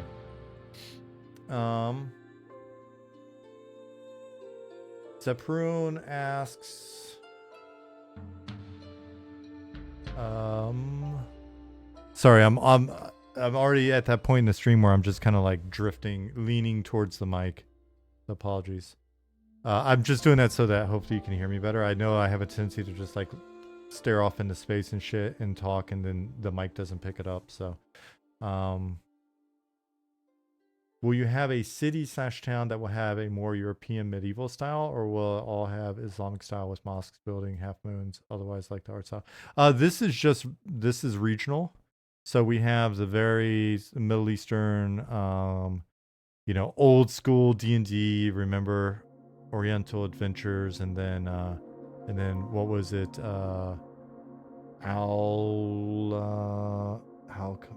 Why is it? It's on the tip of my tongue. I keep wanting to say Al-Kabor, and that's not it. Al-Qassam. Simon, that feedback is on my mind from the last time you guys posted out there. When I get into this mesh, I will help address that a little bit. These flat areas are definitely flat. It's not been a priority. But when you guys had posted that information before in Slack, it was received. Al-Qadim, yeah. So anyways, it's kind of got like that's Arabic feel over here because desert, blah blah blah. This is then this is, I think, a mix of what we have over there with, like some people have said, more of a Scandinavian feel. And then as you go east, you'll go into Terralon, which will Terralon will then have a very, very classic European fantasy feel. And then as you go towards East Tem, that will be kind of a mix of classic fantasy, a bit Lovecraftian, gothic kind of feel. And Simon, the reason why I mentioned that is it's like literally been on my mind since I was thinking I might even do a little bit of it tonight, but when I came in, I had Blender open and my machine was like chugging. So I was like, because there's some stuff in here. I think just a general feedback pass of changing the structure somewhat, looking at the placement of a couple of these things and moving around before we get too invested in it. Like I was thinking about like turning this in, but then it's facing the back of this instead of the front, which, yeah. So maybe this is fine, but wanted to have more of a thoroughfare feel. So, and then mixing up the geo. I was literally thinking about it on the way into the stream tonight. And then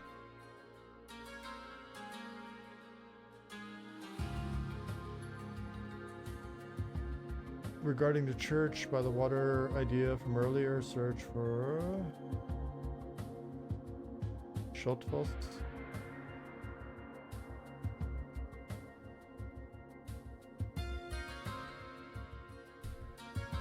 Schottfosskirche, which I don't know if that's pronunciation, but if it's Norwegian, then I think that's closer, like Schottfosskirche.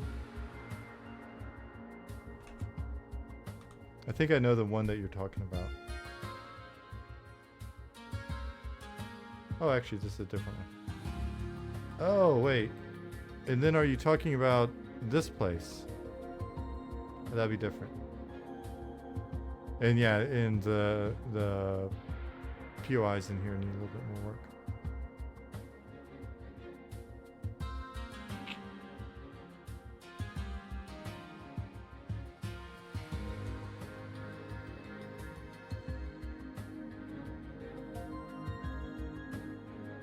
All right, so let me go back.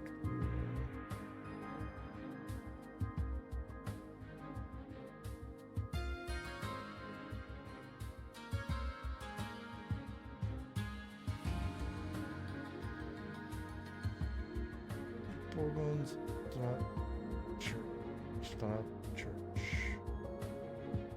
Oh, that's the one I was thinking of. Yeah, that's the one I was thinking of.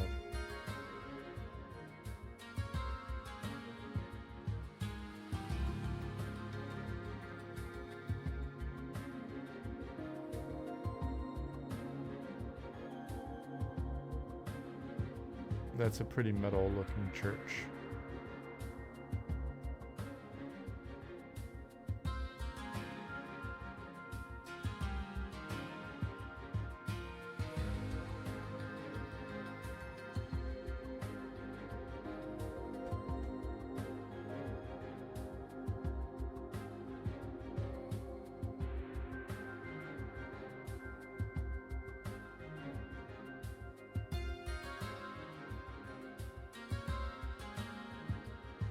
Alright, so other NPCs in the town. Oh, I know what I can do while I'm in here that I can actually do. Let me go to a different zone. Need some stairs or ladders for those high builds. Each one of these has a ladder inside. What's up, C-Jack? But let me...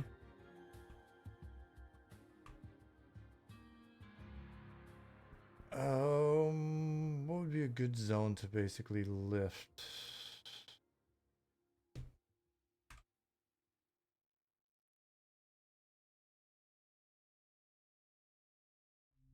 Yeah, did you see it, Simon?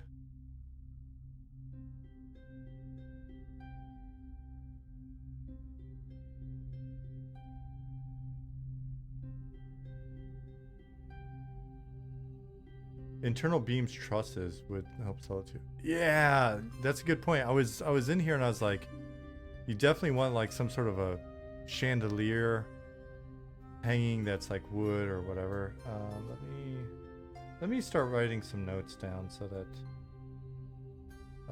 some more KPB notes, because on my list is lights for the Elven Guards at the zone line. They don't have any lights at the moment, and I noticed it's really dark there, and it's like...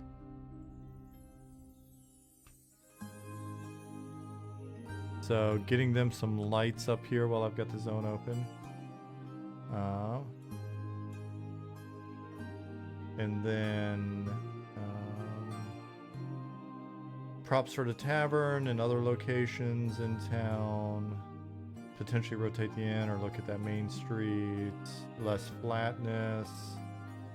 Doors.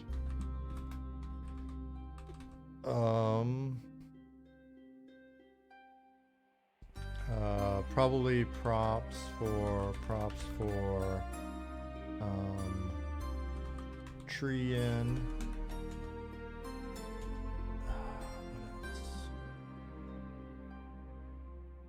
Guards of that town save you from Nasty Drake's last playtest. Oh, of the over here in Penshaw. Yeah. So before, you know what? Like now I'm on a mission. I've got stuff that I can focus on for this one. It is saved even if the doors are not the way I wanted them to be. So what I'm gonna do is I'm gonna AFK for 1 second. Actually 1 minute.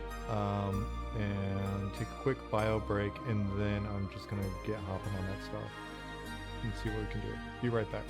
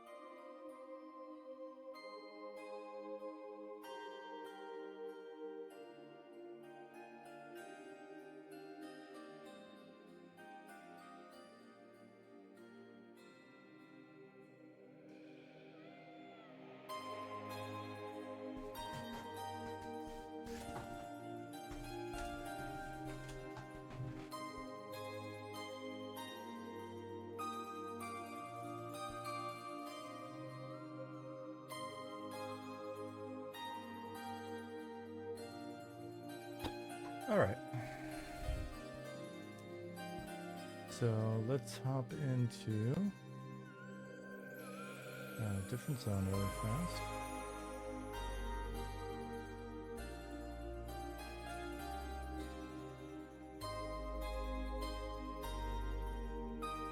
I think Night Harbor, Chinny's done enough work in Night Harbor on props that there's some stuff I could probably just copy really quick and get a lot of what I need. So let's go to Night Harbor. I guess while leaving these zone spawns up, because hey, why not? Inspector, hierarchy, subscene loader, load so many subscenes. That town is in Keeper's Bight, so just south of the Elven area.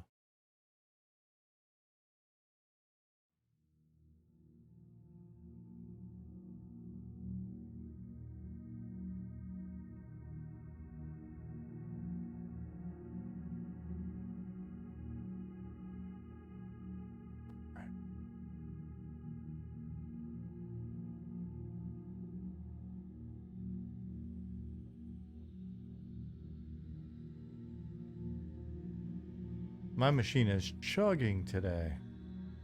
Somebody had made a comment about Unity in the comments, one of the recent VODs, and I think I tried to explain to the best of my ability that it hasn't really been a consistent Unity issue. It's my machine was pretty good in 2017.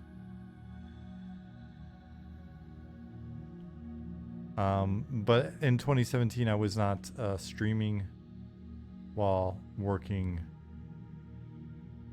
in Unity. I need to come in here. I need to do up WinCogs. I really want to get WinCogs area propped out. I did the initial props in here, like, what? At this point, a couple years ago. Let me find one of Chinny's recent setups. And this is nice. This is a nice setup. We'll take a little bit of this.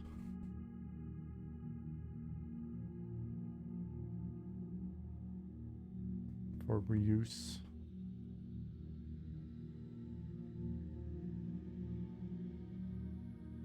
Don't need that scythed. Those shelves are nice.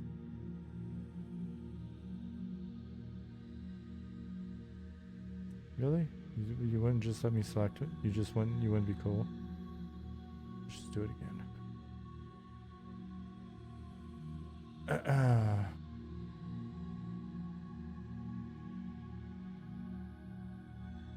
Davion said, that moment you realize you're also wearing a blacked out American flag hat and black t-shirt while watching a Loving Robot stream.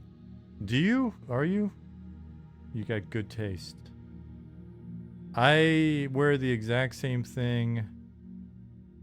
I wear the exact same thing like every day. I've got like 15 or 20 black H&M t-shirts, slim fit.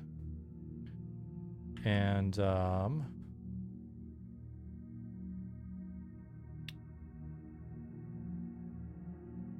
jeans I like, though I am wearing shorts at the moment because it's been warm. And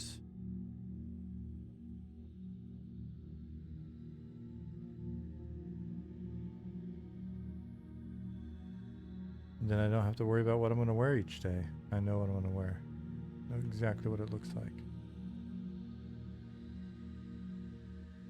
Okay, I think that's all I need for now. I thought one of these taverns, but I think I just imagined it. I thought one of our taverns somewhere had like I don't think it does. Like a chandelier type prop or something. But I think I just made that up. So.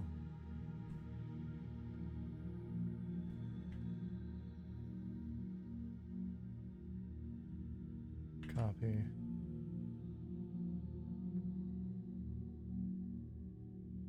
You thought it was just my streaming outfit?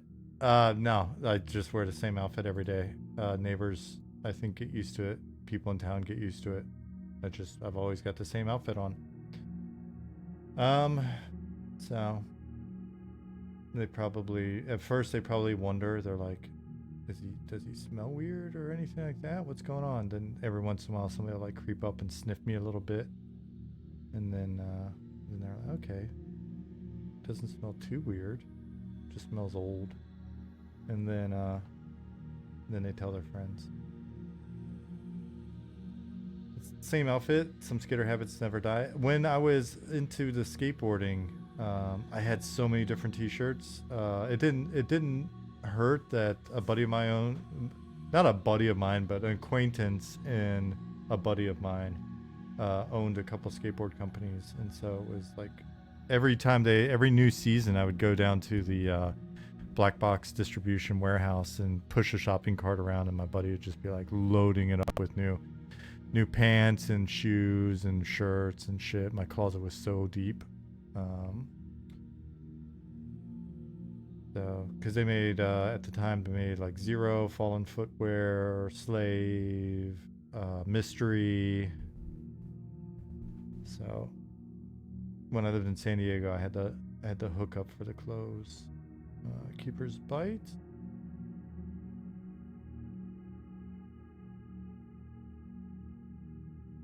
Don't save. I heard you say if you didn't get picked up by Variant, you'd be a black box or Zero. Zero is your favorite. Jamie Thomas. Yep. I filmed Jamie's Sponsor Me video before he got... I mean, somebody may have filmed some other part of it, but the majority of it I remember helping him with. When he got picked up, like, originally by, like, Spitfire, Real, Thunder. Alabama. Dothan was a small town. Not a lot of skateboarders.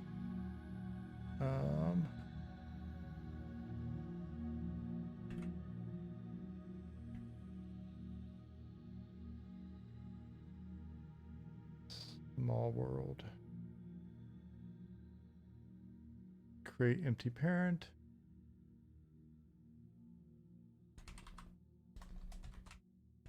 Tavern props. We'll say this is probably... Actually, let's call this Penshaw.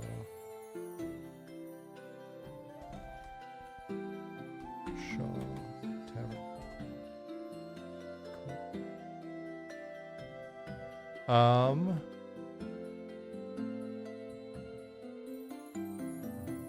Davion, what kind of hat do you have? I know it's random.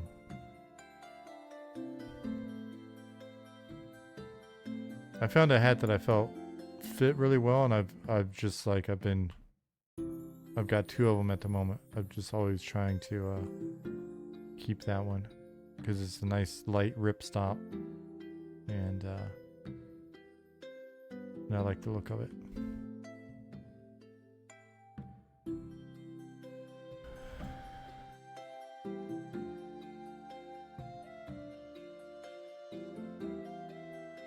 Where are those items? Okay.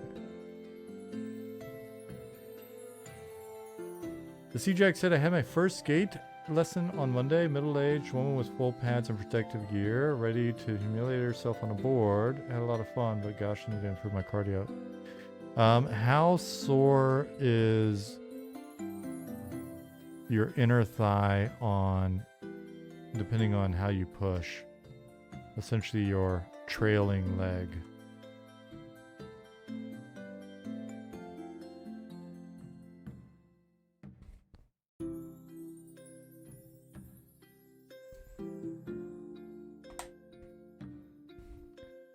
Do we have another bar?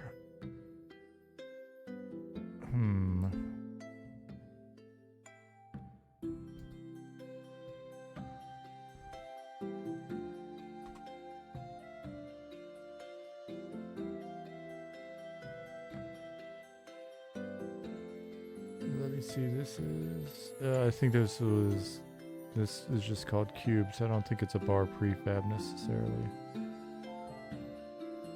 Because I was kind of picturing like a floating bar. It's a fitted hat made by a veteran-owned company in Missouri, I think. Sent you a Discord DM with. Hey, perfect. Thank you. Can't you just search assets for the light? If I knew what the light's name was, but I think I might have imagined the light.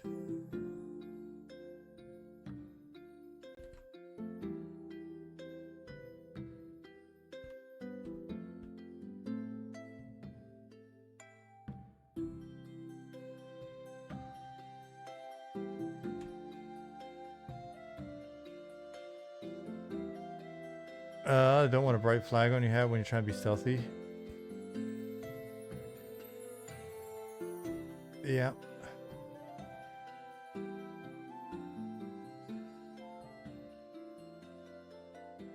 I like black, and black on black clothing is pretty fun. I think the black flag is more of a military government thing versus skater. Yeah, my taste, my aesthetic has changed over time.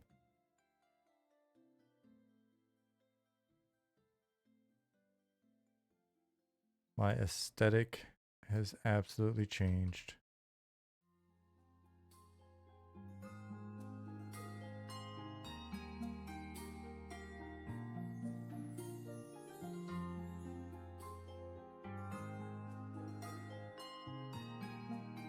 Your message probably did get lost in the mire.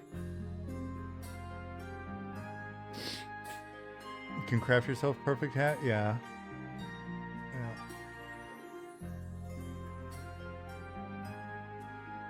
Your cardio gave out before your muscles did. I do lift and do legs every workout, so they're pretty strong. I can tell that I'll get sore on quads just from keeping low. Yeah, just wondering, because I noticed that every time I go back to skating, my, the leg that I'm using to pop the tail, like the trailing leg, man, do I get sore, no matter what shape I'm in. It's kind of like, it's like jujitsu. No matter what shape you're in, if you're doing jujitsu, if it's not from doing jujitsu, you're going to be sore.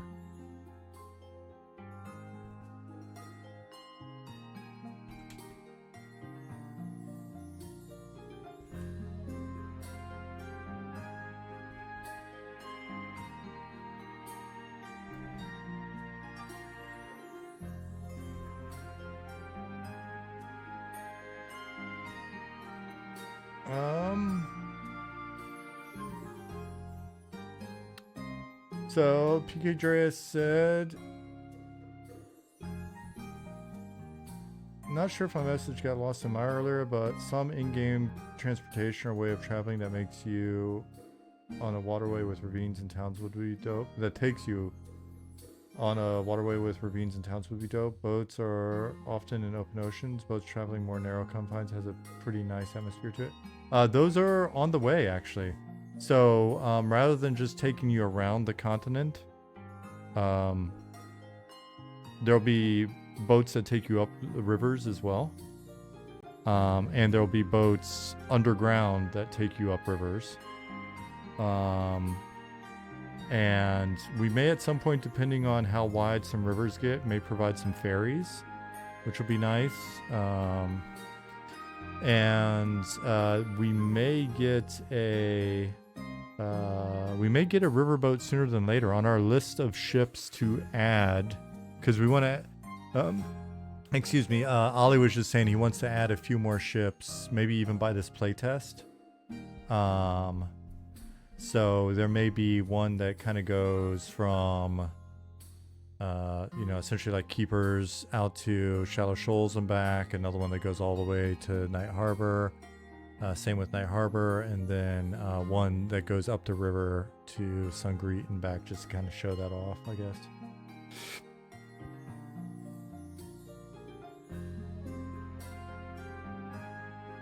Bloody Capped Dwarfs for the Underdark. XV said your Spider Crypt mini dungeon. That's not mine. That was first. Now, if you're saying mine, like in the royal, as part of the team, fair enough. Red cap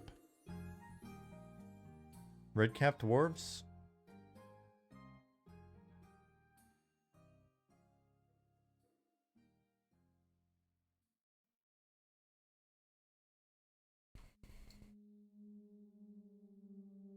Let me look. Red cap dwarves.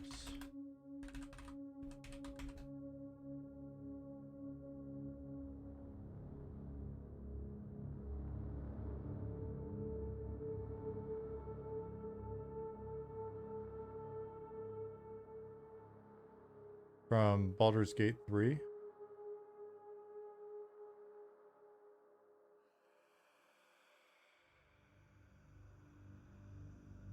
Uh-huh.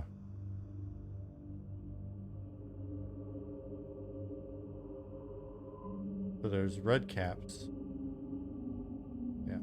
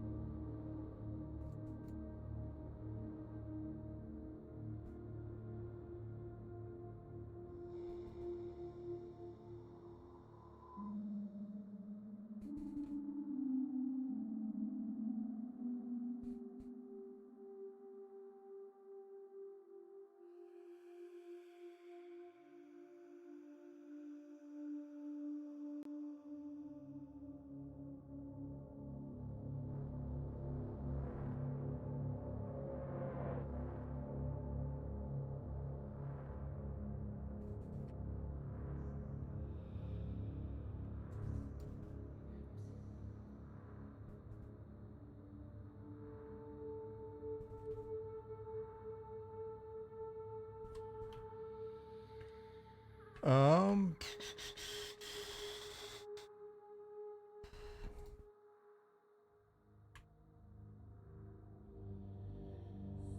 yeah, the idea of like additional dwarvish sub races or whatever,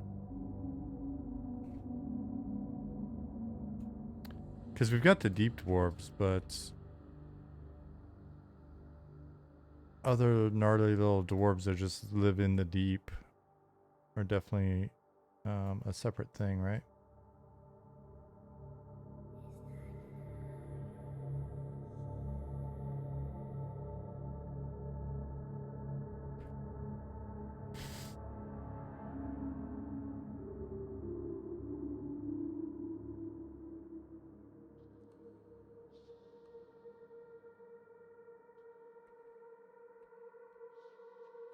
Not sure if this is outside the bounds of the stream. Just curious if Eminem is your full-time work at the moment. And has it been that way for a while? I'm just curious about people being dedicated to their work and passions, how far they might go in that direction.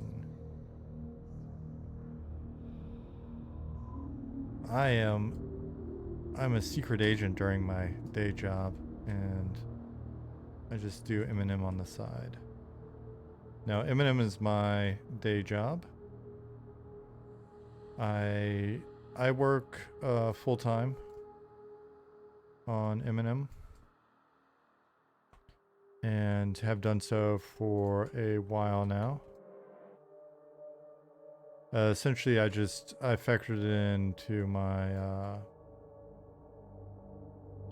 early on in the project. My wife and I got together. We looked at, because she's a dental surgeon here in Germany. We looked at whether or not it'd be possible, made sense for me to try to do this as like a, hey, let me just focus on this and see how it goes over the next couple of years. and we just budgeted for that. And so we're, you know, what's up, Rex? We're blessed enough to be in a situation where she's got a good job, she's got good income, and I mean, we don't have a lot of expenses.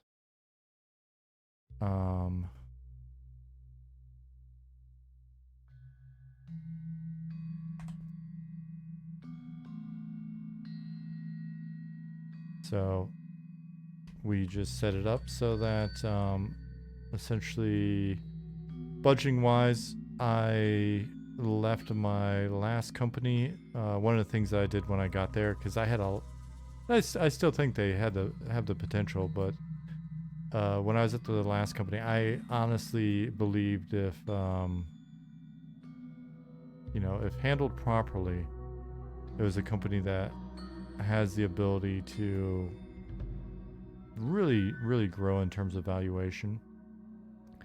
And so I negotiated equity in that company when I first got there, and just sat on that. And even while I was there, I think the warrants that I had appreciated really nicely. And so when I left, I cashed out, and then took that cash and have applied that to essentially helping to cover my share of the expenses for M&M so far. And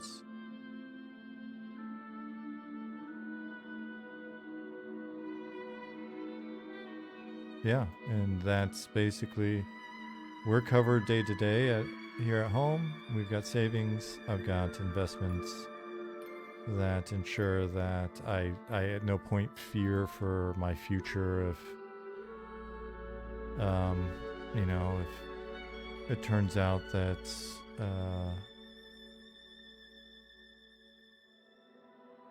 our current jobs or whatever, aren't the things that will get us to retirement. And yeah, so I mean, we're pretty well covered, and we're pretty simple people, believe it or not. So that's allowed me to be in a position that you know, I feel is pretty fortunate, just because you know, not everybody is able to do that, where, you know, a lot of the guys are sacrificing a ton because they're working completely different day jobs,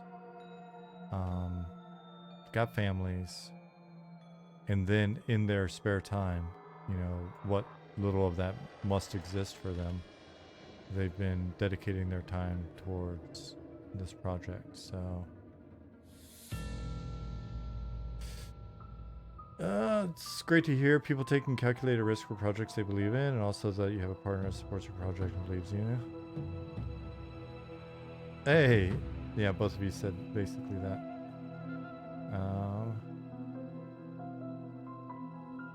I don't know that I'm the rock of the team. I'm a rock. I am dense. I mean, I appreciate the sentiment.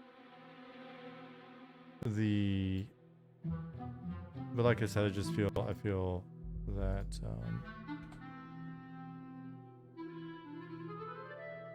timing wise, it's been really nice. It was a good time to try this out, and yeah, my wife is very supportive, but I mean, she's just like, and I say this from experience, because she's my fourth wife, so I know a little bit about some wives. I've had a larger sample size than many of you, and she's super chill. She's a very, very easygoing person, very chill, very just kind of practical, but not in a way where it's like, you know, why would you want to do this and what's going on with the project or whatever.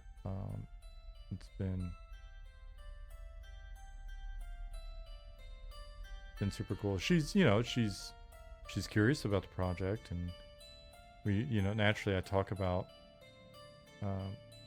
work all the time, because like there's not, with this project it's wild compared to other places I've been, other stuff I've worked on. I was thinking about this while walking the dog earlier. There is never not a time. Another way to say this, I am always thinking about the project. You know what I mean? It's just and it's super cool, and it's a very, like I said, it's a really wonderful opportunity. But man, I don't know how the rest of the guys on the team feel, but there's no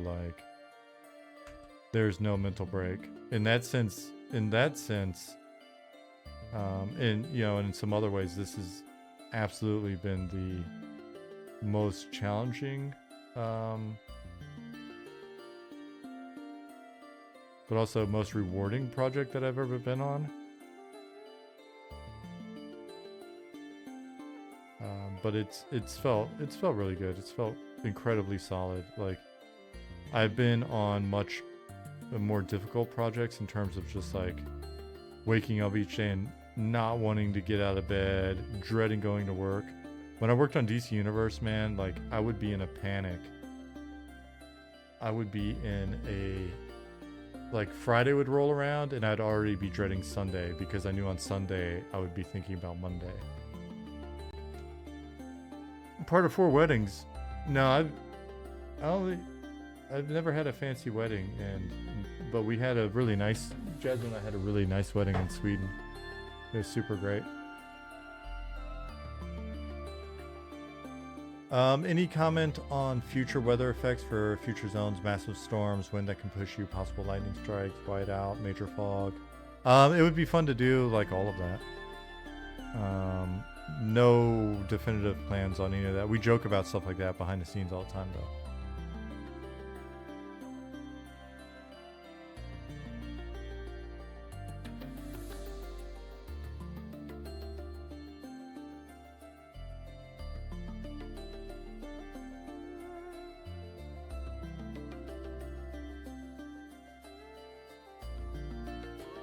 Gotta find some like huntery, woodsy thing to put in here, like an antler or something.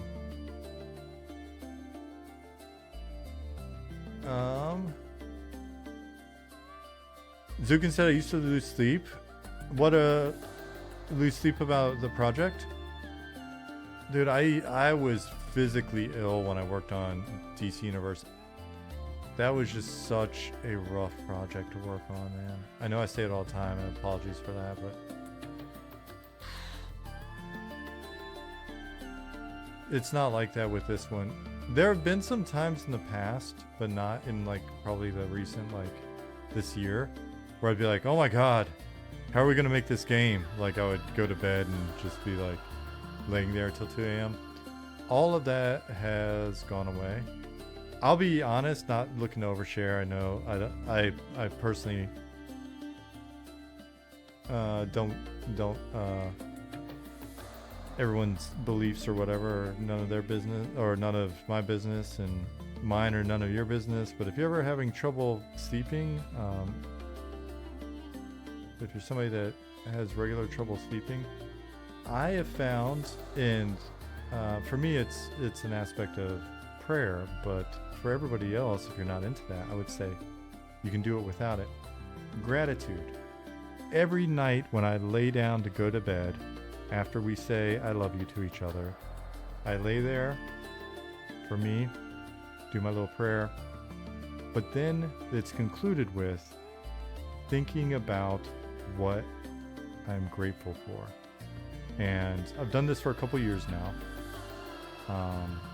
like super consistently. It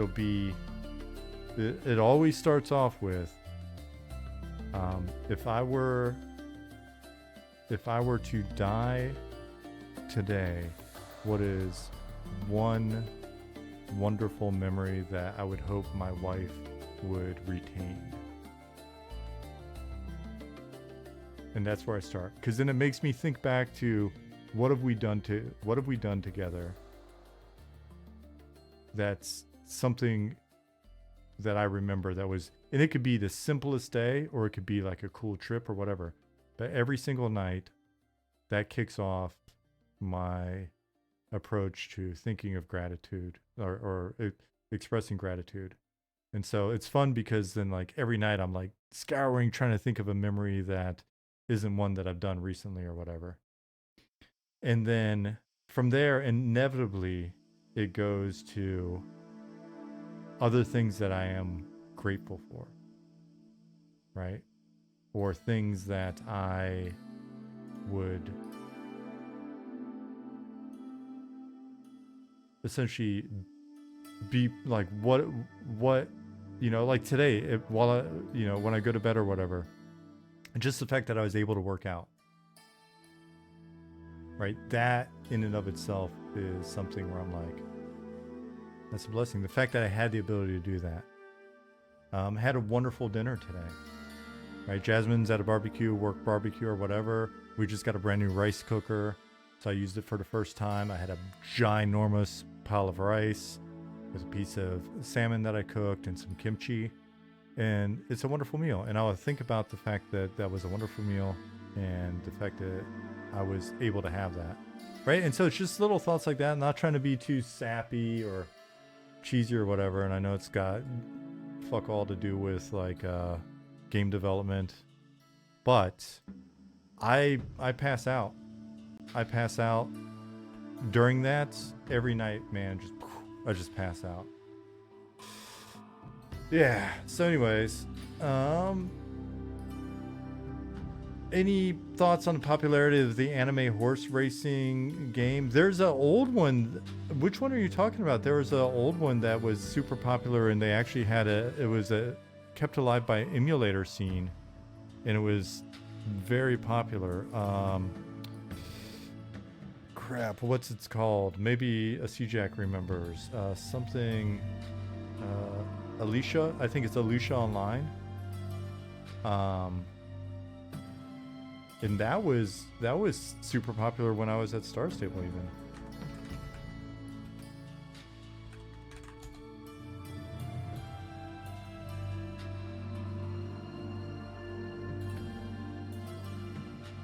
Alicia Online was like the P99 of horse racing games. So this is the old Alicia Online. So let me look up the one that you are describing.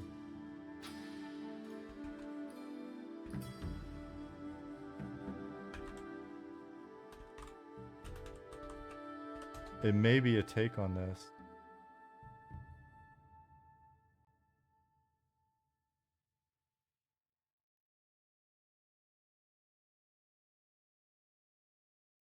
Or not. There's not much horse racing going on.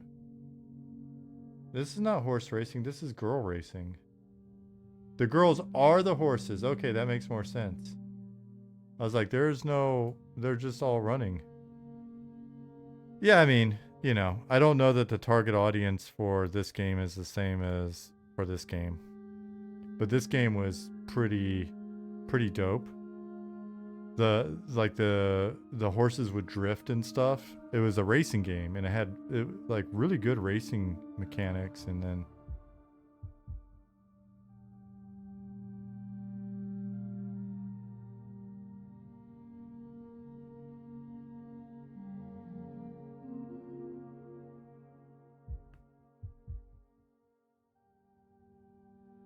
so probably a little less weird than this.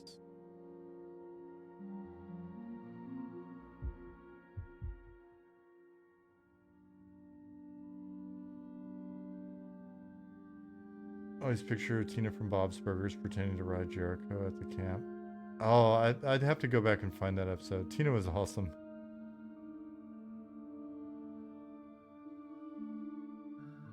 Let's see.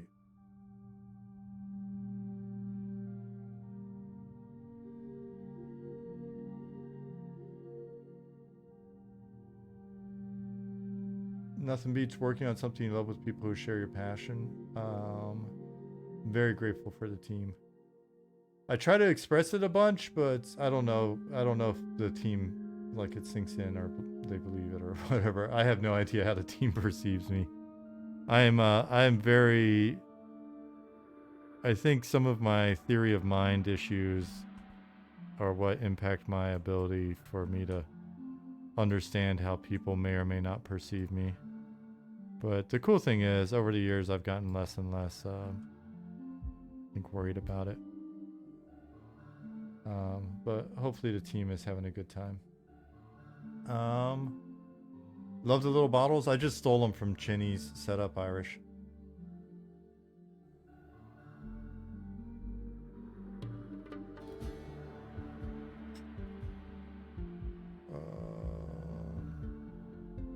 One of the things about growing older is that I feel my ability to appreciate those little things has grown exponentially. Rondo, yeah. Again, I feel, you know, it may just be an age thing, but I also feel like as I got older, my worldview changed, and, you know, like my faith and stuff like that. So, and I credit all of those things kind of coinciding to being big factors in helping me with my temperament and helping me with worry and all that stuff. But again, I also know that it's not for everybody, and it's not for everybody at different times. It took me, you know, hitting my late 40s for it to finally like click. So, but that said, I mean, we all, you know, we all have our days.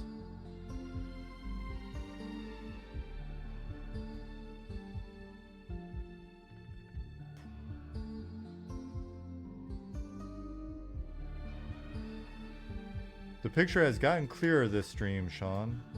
What, like the actual picture, or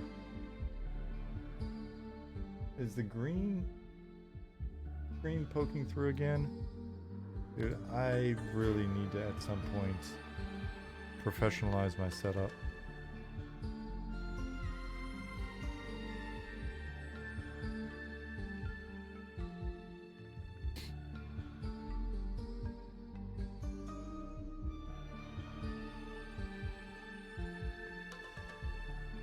No, we haven't talked about drinking in M&M. EverQuest was a great drinking simulation, so for people like me, they're too socially anxiety-ridden, go to a bar. We had like a crazy, I could have sworn we had like a weird effect at one point for drinking, and then the consensus was like, it was too intense. We took it out.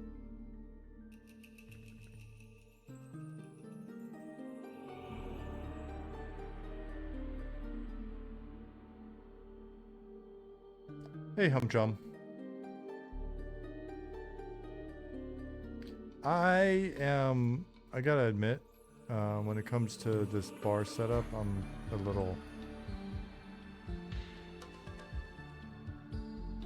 I'm not, I don't know. I don't feel it's like super inspired. So, we'll clean it up. But it's nice to have at least something in here for the moment. Get the artist to make it pretty.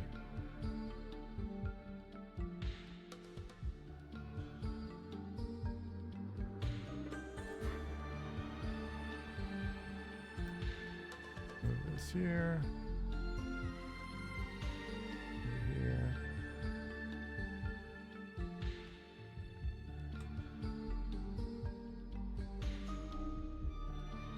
Are you done for the week then, Humjum?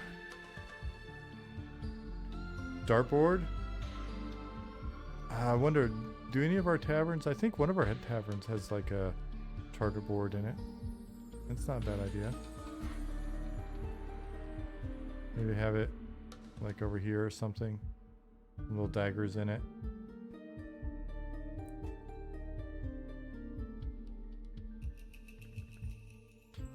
Done all weekend? Chilling like a villain? Nice to hear. Slap an NPC on a bar stool that is unconscious 50% of the time. I wish that was easier to do. A tinkered jukebox. No, but we will need a bard. Do you know the performance system in Project Gorgon? It didn't play too much, but it's outstanding the way playing instruments and dancing melds together. Forms these really interesting social spaces.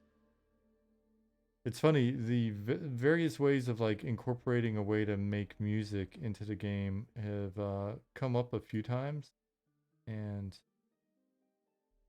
I'd be curious to see if we ever do anything kind of crazy later with that.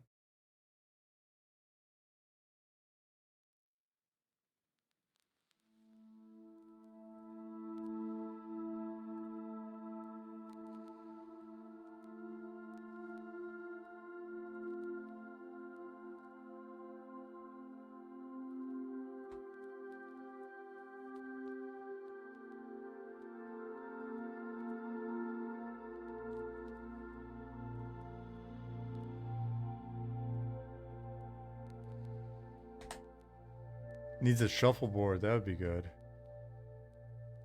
Needs an NPC laying on the floor. This is... I don't know that this is that rough of a environment, to be honest. But one of our bars probably needs that. One of our taverns. Yeah, one of them for sure. I still want to get a... I still want to get a bar fight into Night Harbor somewhere. Have you ever played D&D Pool of Radiance?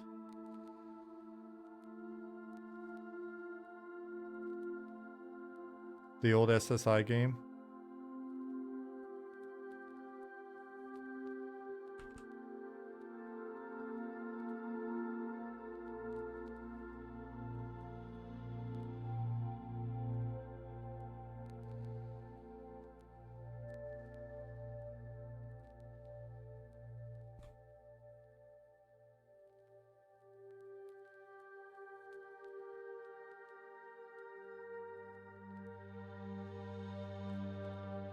Play that one on C64, you think?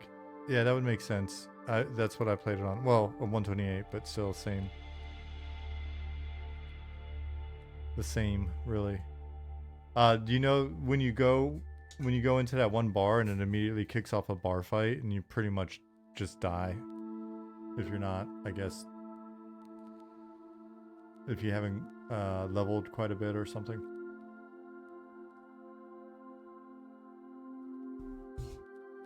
It's a massive bar fight and you're stuck in the middle of like 20 people on each side and they're all overpowered.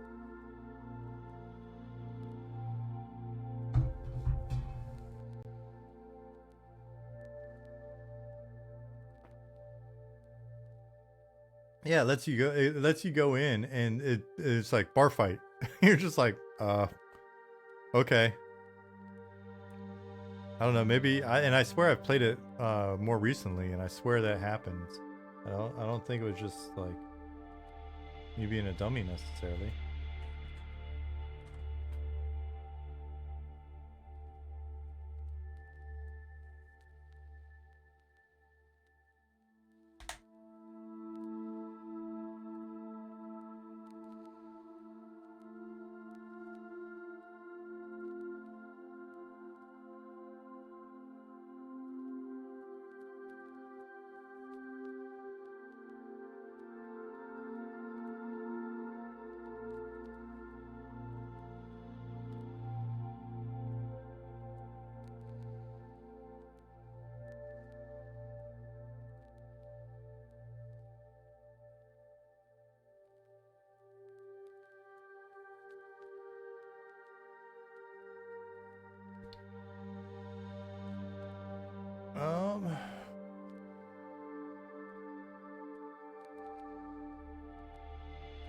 You can't get charged with drunk driving on a horse? I don't know that that's true. PK said, maybe I'm just being a fanboy here, but it seems Eminem has pulled off transparency that seems quite genuine, honest, authentic. I can see it as a good commercial decision.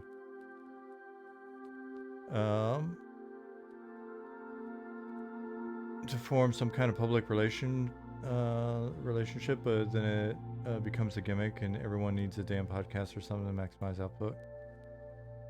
Yeah, I mean, oddly enough, I think the only way to be authentic is to be authentic, and that's what really that screws a lot of people up, a lot of companies, a lot of whatever. If this was a different type of bar, I would tip the chair against the wall, but it is not. Yeah, I mean, we just kind of are who we are. So on the upside, if people are into it, then it's legit. On the downside, not everybody's going to be into it.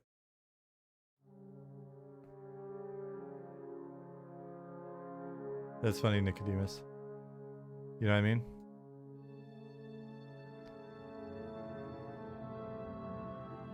It's it's easy to find. It's easy for a company to find itself, or individuals or whatever, to find itself in a precarious situation if they're bullshitting. It's easy, for us to also like say the wrong thing or do something wrong or piss somebody off or whatever. Like streaming 2, 3, 4 hours a day, a couple days a week, kind of like multiply that across the team. There's a lot of material out there for people to be like, yeah, well, but you said here, or you did this, or you said something stupid or whatever. That sure, it's available. Okay. And I guess the only real response is going to be like, yeah, said that, thought we were going to be able to do this. It wound up not being the case. Wanted to do that, or that's why a lot of the stuff that I say, at least, has got, it's got caveats to it. It's like, we're like, think we kind of want to do that, or the plan is this. That's true. That is true, Justin Beard. You did have a lot of cookie points at one point.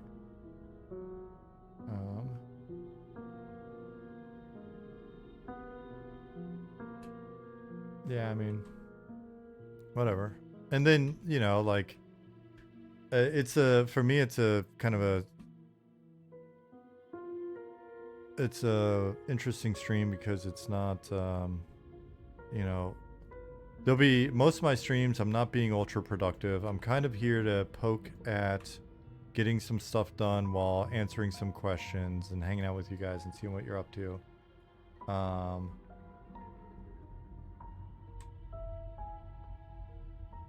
Yeah, it just needs a ladder. We've got one here. Though I kind of think the opening should be over here. Let me write that down as a note. Thanks for the reminder.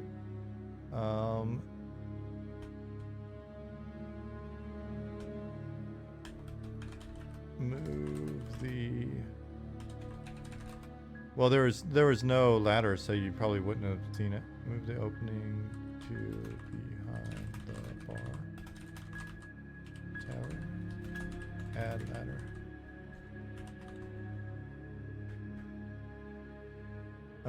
But I mean, the streams are what they are in terms of, I would love to be a more focused person where I'm I'm like eloquently speaking on game development and game design, and every time you had a question about like anything related to the game, I just had a great answer and I was on topic and shit and being ultra productive and all that good stuff.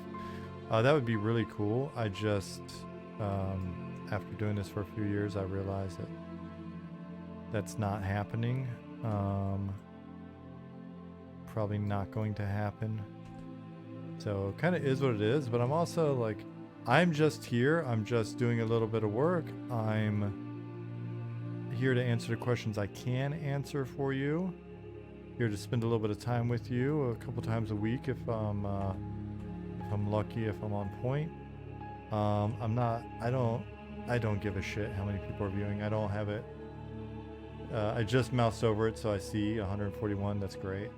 But it's like I just got it turned off up there. it could be 14 of you, it could be 100 of you. That part doesn't matter. Not trying to, you know, like, yeah, I'm puttering around with work while I talk.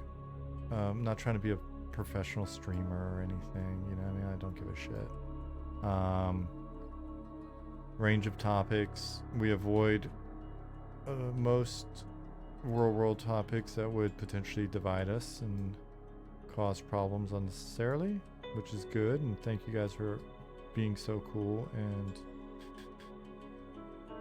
honoring that. But you know, like, I'll go from discussing faith briefly because I think that's okay, not harping on it, to, you know, using explicit language and making inappropriate joke, and that's just kind of, that is, if you worked with me, that's how I would operate. So you're just kind of seeing how I operate at work.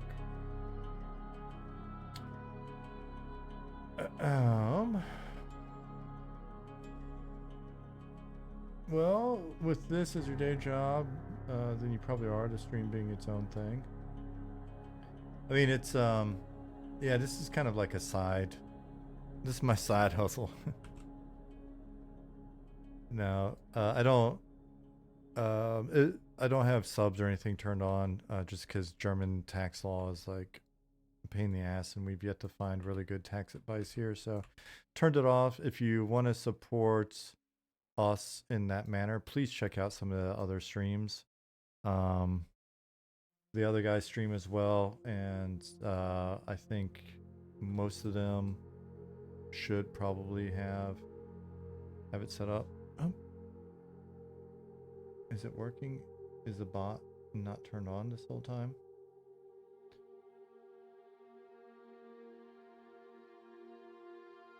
Oh, I gotta push a button 3 times every time lately. I don't know.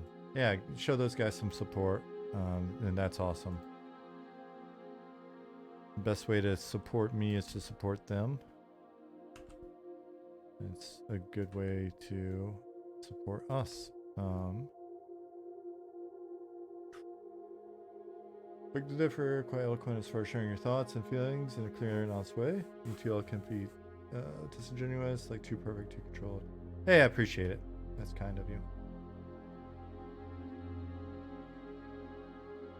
I like the live streams while editing the game in real time, and not many devs have taken this route to having a collective input towards their finished product while they're building it. Personally feel this direct feedback will have a far better end result. I hope so. I've learned a ton from you guys, and I mean, we've even made a zone together. If you guys are not familiar with that zone, please check it out.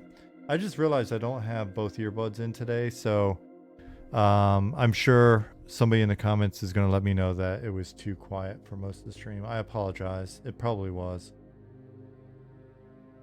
When I have both earbuds in, then I talk louder. So that's the difference. Excuse me. Perfect the whole time? Thanks, Brex. Oh, look. Green screen. My green screen's not perfect. My green screen is my bane of my existence.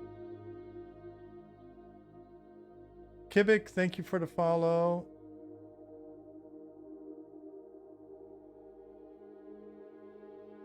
It's same Gubio?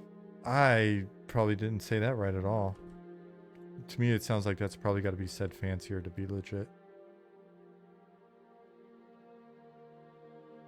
Perfect volume once I turned you to 250%. Wolf Spirit, thanks for the help on that. Thanks for the assist. Hey, Fabrizio, Driven Chaos. Thank you for the follow.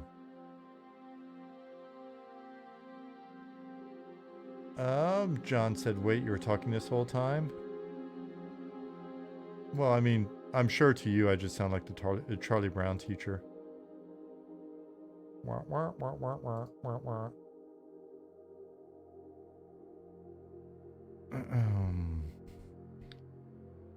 Generally don't use Twitch directly, so I find streamers using Discord announcements, but follow for almighty algorithm. Hey, thank you.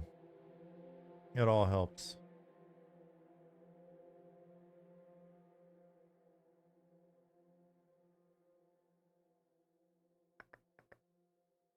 Greetings, nerds. Hey, what's up, Sinrus?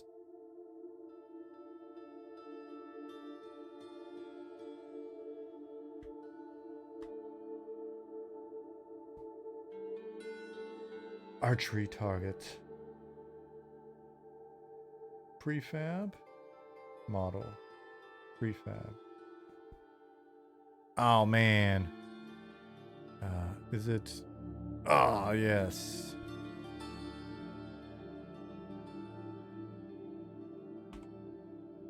Cool.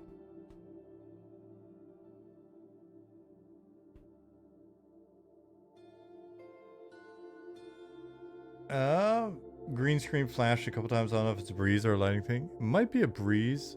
Oh, also, it's probably because maybe that'll make it better. I forgot that I had it all bunched up because there's an electrical outlet behind it. And I had it like wrapped up. And Chinny, did you make this one?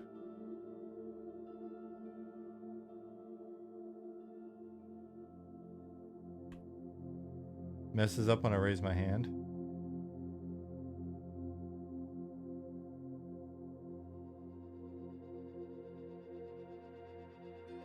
This was one of your early creations, wasn't it? Before you started whipping out dungeons and zones and stuff.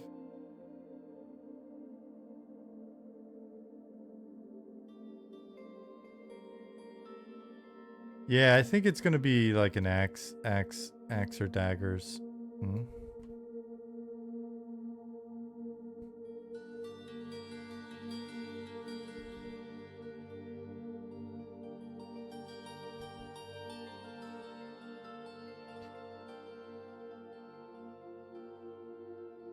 Not saying that your initial contributions were in any way bad, Chinny, but like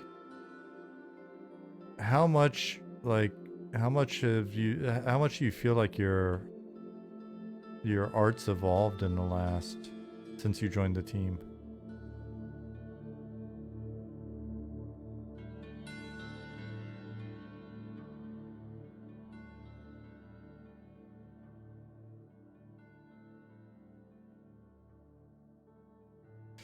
There will be a changelog or patch notes when for the playtest. Yeah, dude. Your stuff is I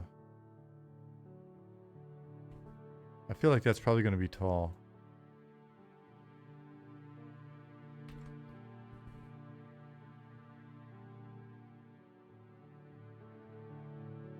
This stuff is definitely come up.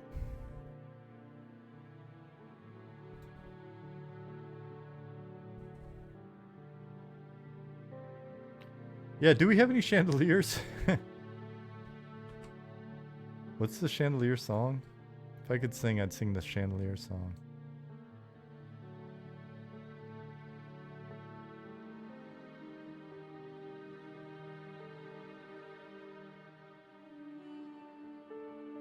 But we do need crossbeams. Did I write that down when you suggested that earlier? I didn't, I think. Let me... Chandelier... I can't. Who sings it? Like Adele or some shit?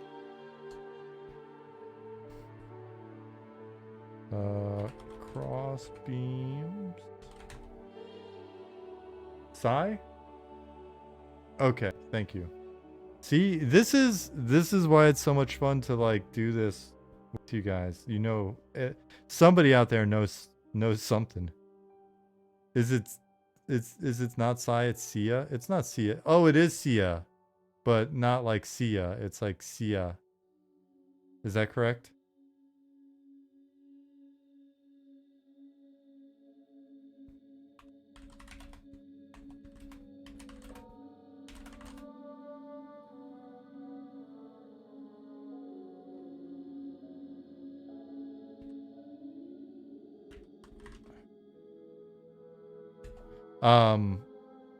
So once we've got the like a cross beam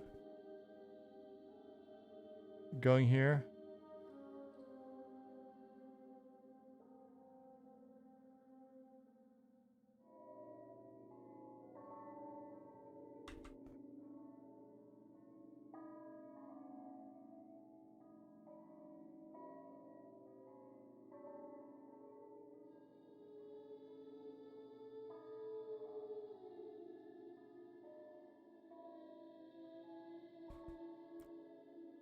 That wasn't intended.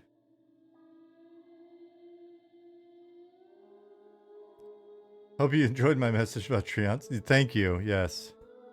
Did I just break Unity or something?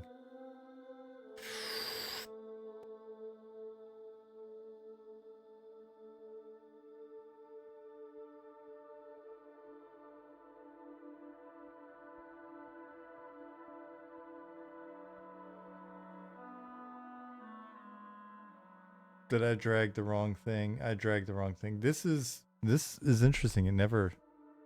This never happens.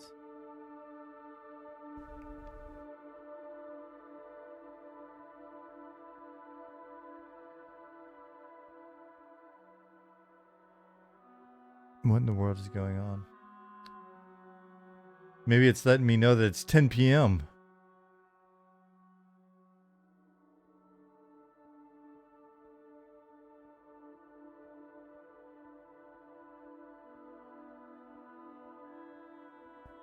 I wonder when the last time I saved was. I guess we're gonna find out soon. Time for bed? No. Time for me. Oh, there we go. And it's still being funky. Time for me to. I will eventually stop the stream, and then I will. I can't save yet. It's still acting funky. I don't want to say. Well, I can't. I just literally can't save. See my cursor? It's all funked up. F-U-N-K. Thank you.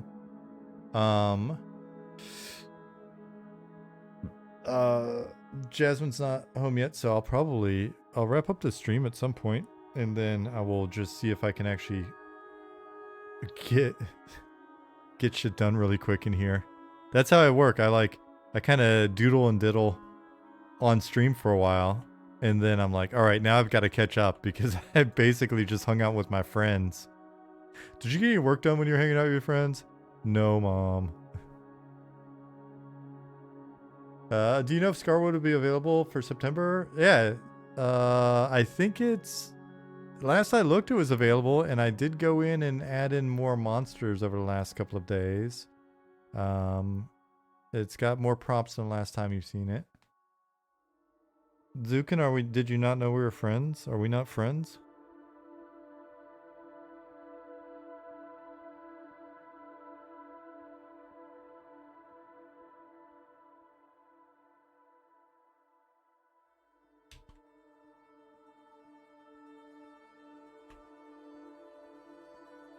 Yeah, I mean, I typically, I feel like the amount I get done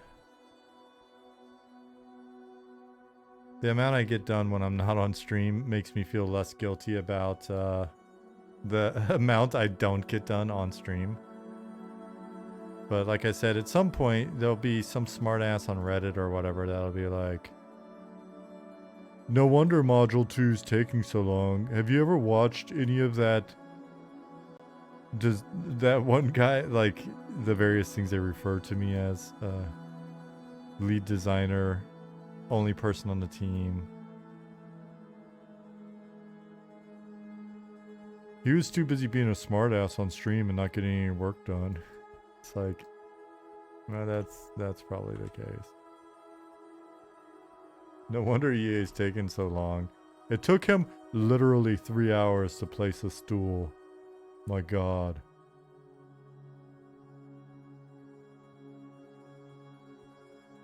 Vaporware. I was just thinking about Vaporware the other day. It's I was just thinking about how we've gone from we've come up in the world. The first the highest visibility person on the team gets all the credit. I love it. I mean, don't get me wrong. Then certain people are like, he's so thin skinned. No, I really am. I just say it like I'm not I'm making fun with you. Like if we were in the room together and you were saying these things, I would laugh and then I would make fun of you back, and that's how I grew up. I'm a product. I was born in the 70s. Back when you would pick on each other and that's how you made friends. So even those of you on on Reddit or in certain forums or whatever, you are also my friends. We're picking on each other, right?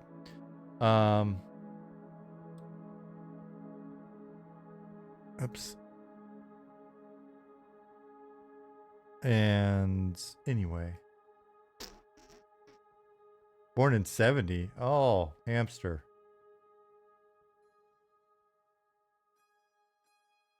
That was a tight time period though. But I was thinking about vaporware the other day because I was like, it'll be the evolution. So what happens, you know what happens if we get like a decent number of subscribers for a decent amount of time?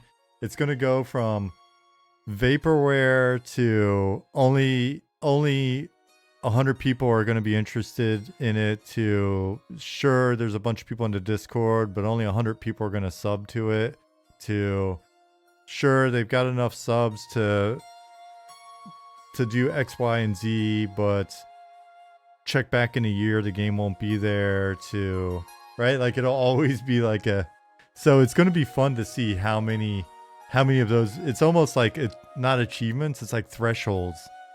It's like stretch goals. We got to keep pushing it. Then if we do really well, it's like, yeah, but then they had a bunch of people playing it and they sold out.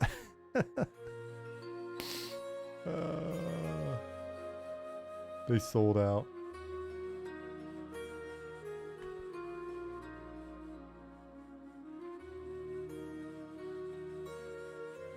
Yeah, and then that lead programmer guy that was always streaming spent all his money on pinky rings instead of investing in the game.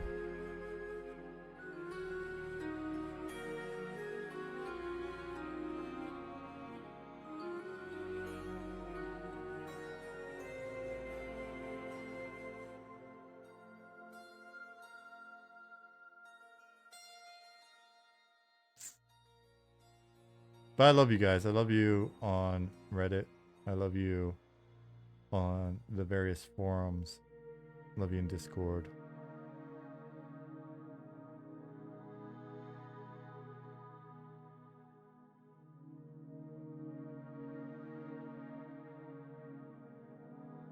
Yeah, I mean, I'm just kidding. It's not like there's an expectation that there's not going to be negativity. Give me a break.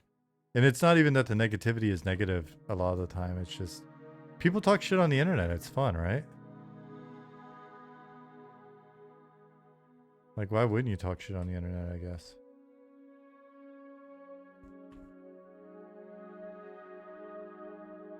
What else are you going to do at work? Work? What else are you going to do all day at work?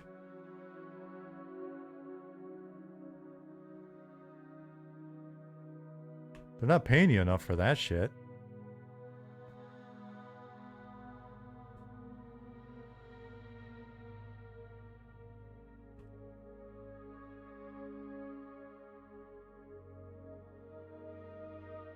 Even if Eminem wildly failed, there'll be someone who will say something positive about it. Fabrizio, thank you. If we fail wildly, then we are going to count on you to hang out with us.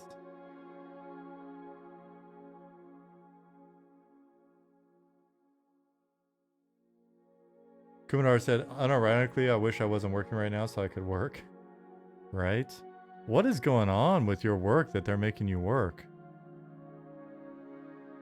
I feel like we've got a different barrel as well. I feel like these barrels are different than...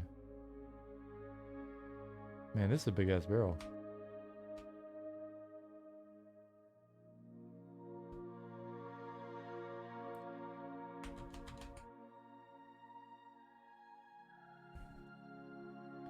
Called a labor board. Nosa, are you in the UK or Canada? Why are you spelling labor like that? You've been busted. You have been identified. You doxed yourself. Canada. Okay.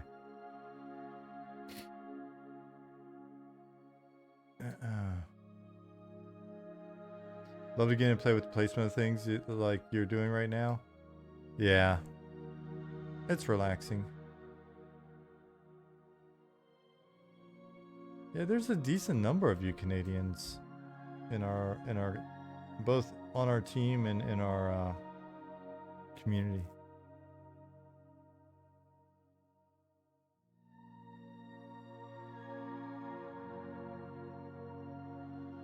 I'm not sure how I feel about that. I'm just kidding. I like you guys.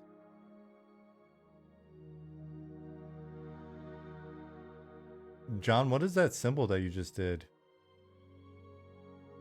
I at first thing I thought of was just butthole. Then a tree with a little sap tapper in there so that you're extracting syrup. And then I thought flag, Canadian flag. And it could be all three of those things at once, to be honest.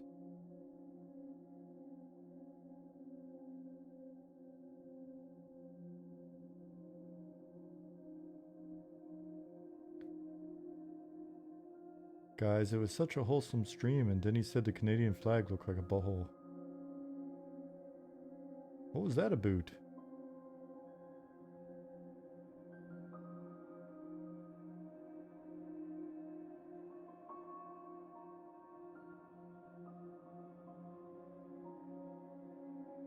Très bien. Oh, that's that whole other thing. I forgot that part about Canada as well. Not only are some of you speaking British, some of you are speaking French.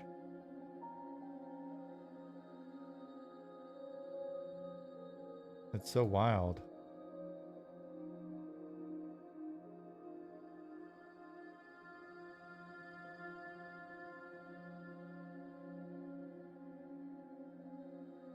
Hey, Vex.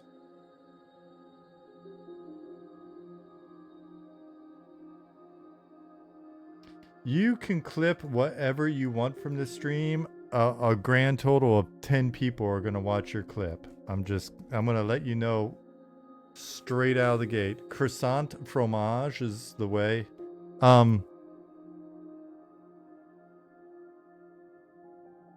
What's it called? I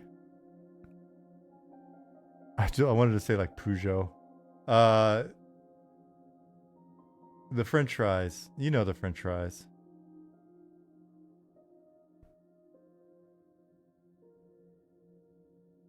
Poutine, yeah.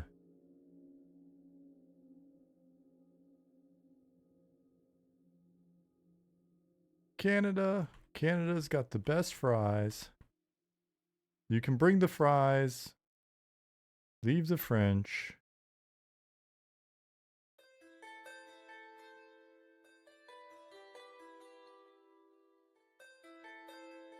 Pulled pork poutine. Oh my goodness, that sounds good. I had it in Austin, Texas, the fries.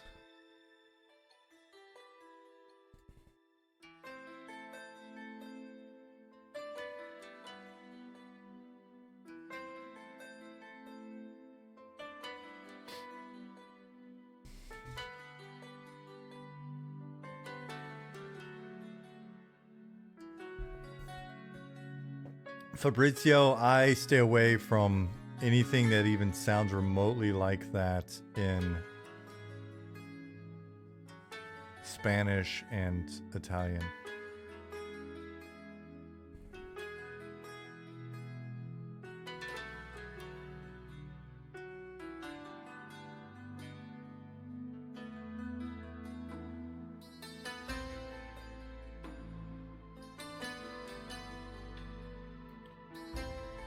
Oh man. All right, while that loads up slowly, let me see. What do I got left for tonight? I got some carbs left. I got some fat left. And I'm actually closing in on my calories for today. Believe it or not. I've been under eating, so I'm trying to get my weight up.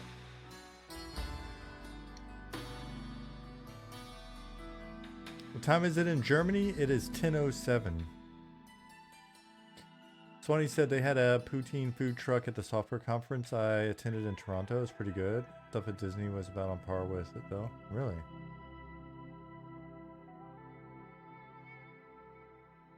My machine is struggling tonight. So if you're the person that commented previously on Unity being slow relative to Unreal and on YouTube, it's honestly, it's never this slow for me when I'm just working during the day.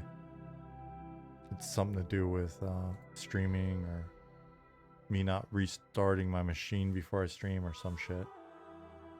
For real.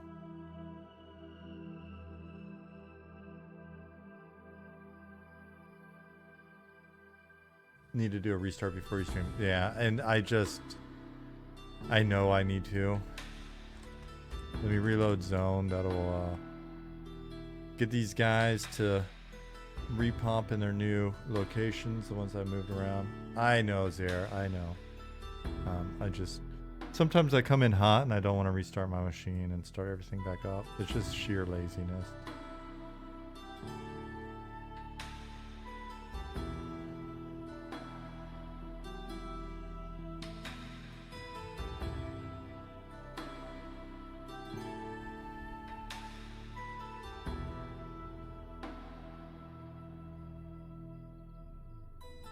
Did you have a chance to look at lighting in Fail and Draw at night? Do you want me to continue working the pin lights?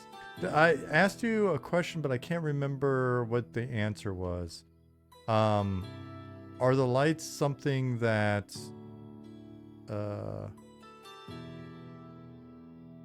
like Chip and Brian are aware of and said we're cool?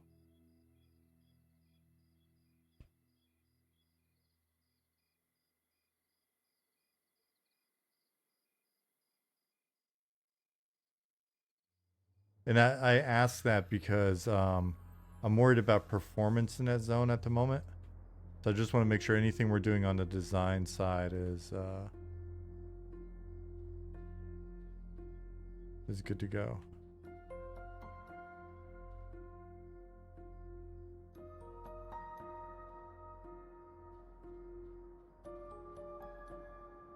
Will we see a more convenient way to see other players' class and level, like maybe in the target info window? Probably not there. We haven't discussed adding that type of... Oh, wait.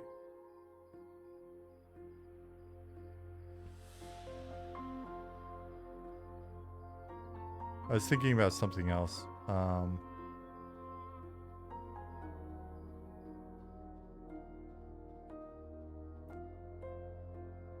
Convenient way to see other players' class and level, like in the target info window.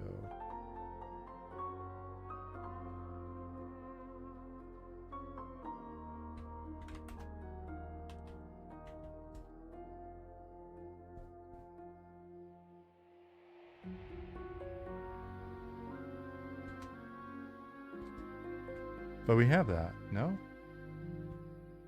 Or is that GM only? I'm in this client so much.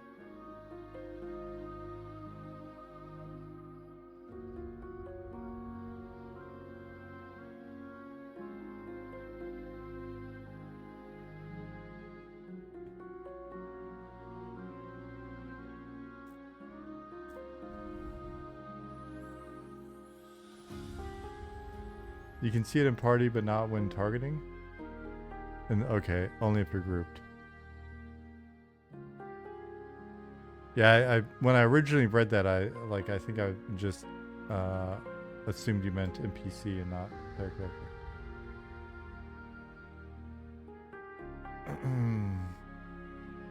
Yeah.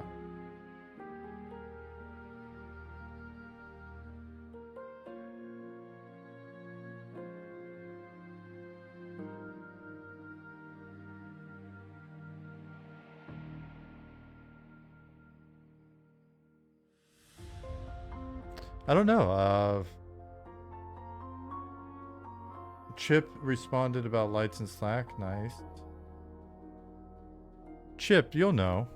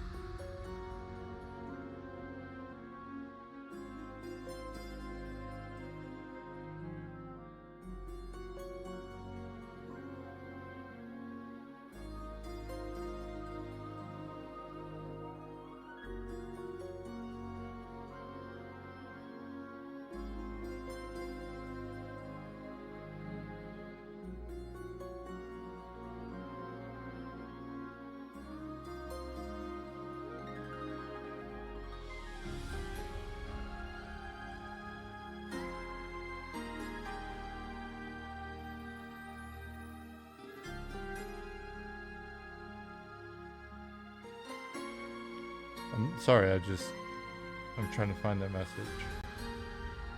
Oh, maybe it's at the end. Okay.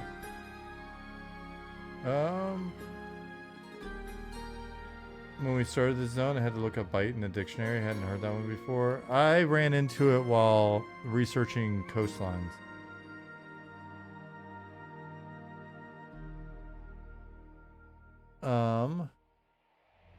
One of you guys out there. So is it? Because I'm having trouble remembering. I just don't think about it. So what are the rules guiding the target, the unit frame right now? I've got myself targeted. I can see my class and my level, but I'm also a GM, and it's also me. If I was in a group, I would see class and level. If I'm not in a group, and I target a random player, I will not see class and level the same way I currently see it. Is that correct?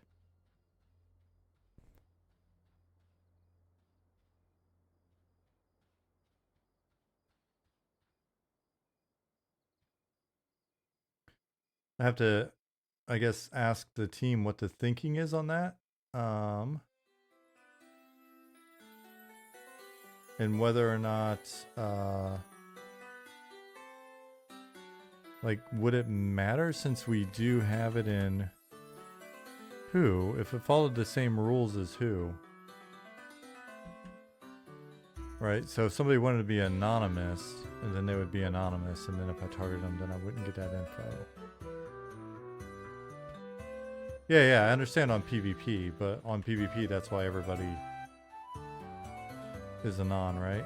Which then would still work with this.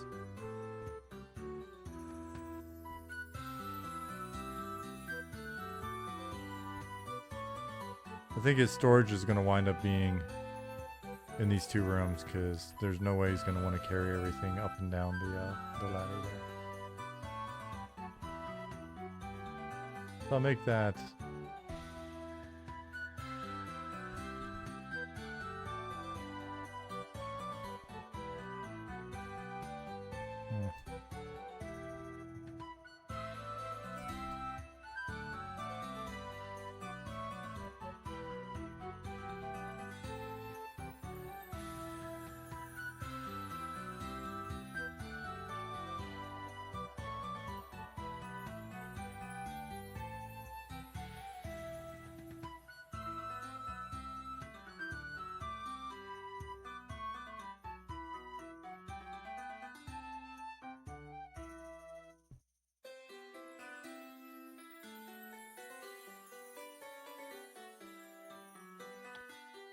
Consider function works for low determination PvP, but PvE servers majority stay public in their level and class data in the Who of the zone the person is in. Yeah, that's what I'm wondering for PvE.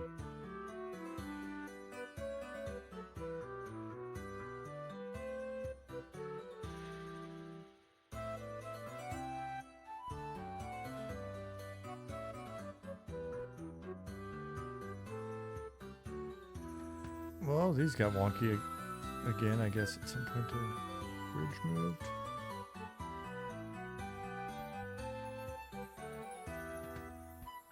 How are they done over here?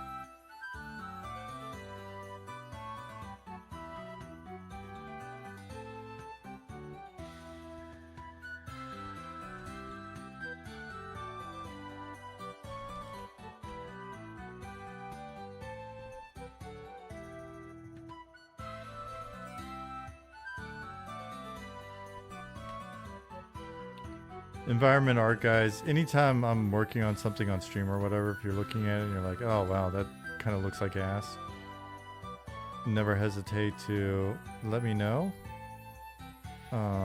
Or you just put it on a list of like polish shit. A lot of times when design's in and adding stuff, the hope is just that we're getting it in the ballpark enough that it saved you guys some time, so that you either have an idea of what we're thinking in that area, or it's mostly good and you just need to tweak it a little bit, because we know that there's a pretty finite number of you guys and you got a lot of a lot of work on your plates.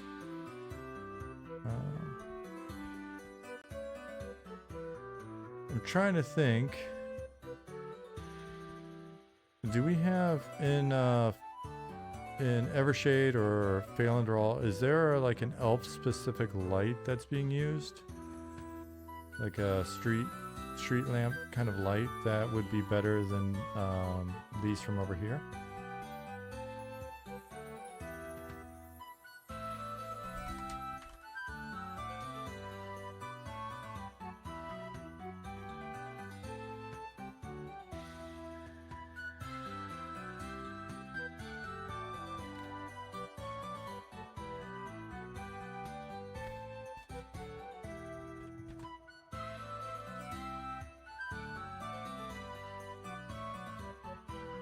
Got High Point Terrace lamp. Got ceiling lamp. That's exciting. What's that guy look like? Yeah, not that. Trains in Telecure are awesome. I can't wait to get back there. Reminds me of leveling in Crushbone. Oh dang, there goes another one. My one suggestion is more forked zone entrances, meaning tunnel splits left, right, both leading to the same zone line, so the community can treat one side. Yeah, like the whole Carnor's setup. We'll have to look at it. I think Rawhold's got that. I was just looking at a new zone that you guys have not seen yet that is on our list. That, oh my gosh, it's pretty cool. One of the last dungeons for early access, and it's coming along nicely. Our dearest Pattis has been working on it, and I think it will prove to be to your liking in terms of epicness. And I was thinking that the same thing about would we benefit from having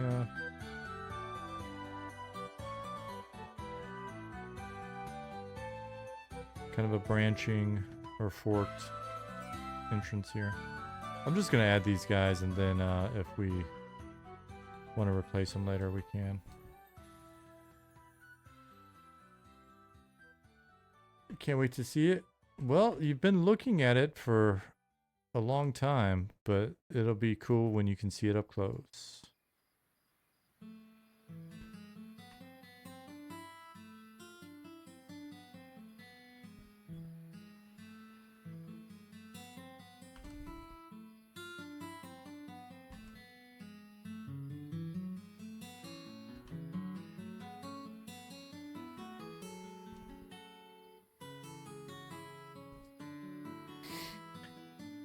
The castle. Ooh.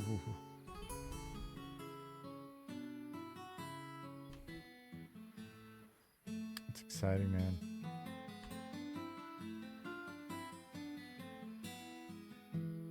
Any ogres in chat? I know how to say it now. It's a me, Gubio. Drazel, did I say thank you for the follow?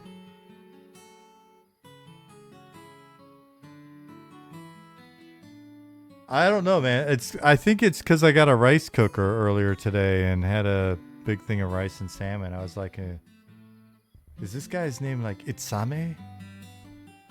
Itsame Gubio. Like, it's just in my head. So picture yourself as like a samurai ogre. Get the top knot. Itsame. Itsame. I hope you're rocking a top knot.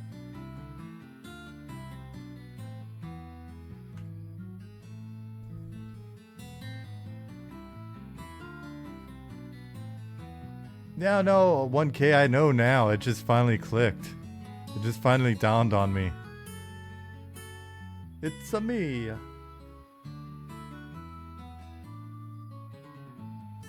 Brex, you're gonna be so happy when the trolls go in.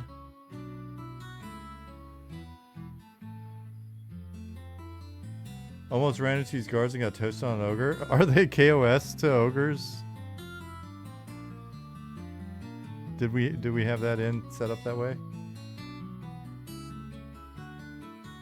I've been on a seared Burman salmon kick lately with grilled vegetables. That does sound delicious. That bourbon, that's the ArcOS. That's wonderful. When you say bourbon, though, you're talking about some sugary American bourbon barbecue sauce, aren't you? Aren't you, Bill? How's the religion system coming? So lots of plans around. Lots of plans around it. It's not been a priority relative to the other stuff. It's on our list to get done before EA. And if I look, probably trying to get some good work done on it before November playtest. So let me look. I think I've got a task. Yep, do some God's works. Do God's work before then. Do some work on Gods before then. Let me check tech.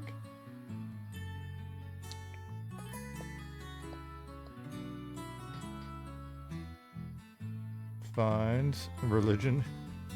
It's a theme tonight. Yes. Find religion. Okay, it's slated for before on the tech side for early access. So I will be doing I'll be doing God's work before November, and then Ali will bring it home before early access. But there's still definitely plans around it. For sure. We have not... Don't lose faith. Don't lose faith.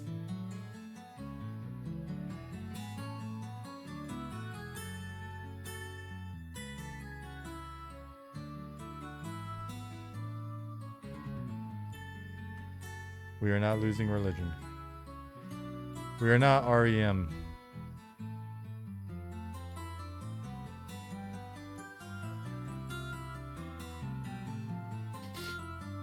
Want to know more about the lizard race? All in good time. It's percolating. It's percolating in Zukin's head. There's many ideas, many thoughts. We'll be working with Zukin to make sure that we have the best lizard race that you have ever played in an MMO.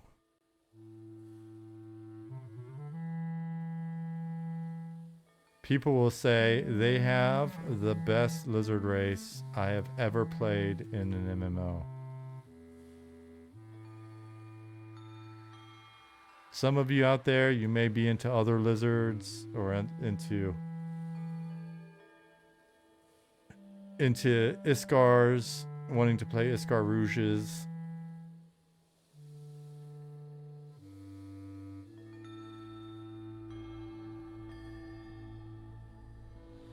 But we will beat that. How many starting areas are there going to be, chat?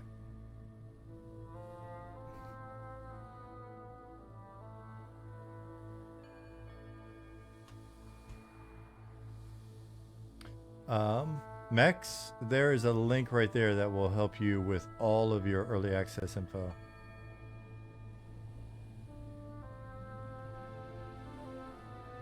Oh, yeah, and so it'll be one racial city per race, with 2 to 3 for humans. And you never know, over time we may do weird stuff like let you start in some weird places like Penshaw even. Who knows? But that'll be more of like a traveler setup, so you would start there and be told, hey, sorry, but you're not going to have any starting quests and shit, so good luck.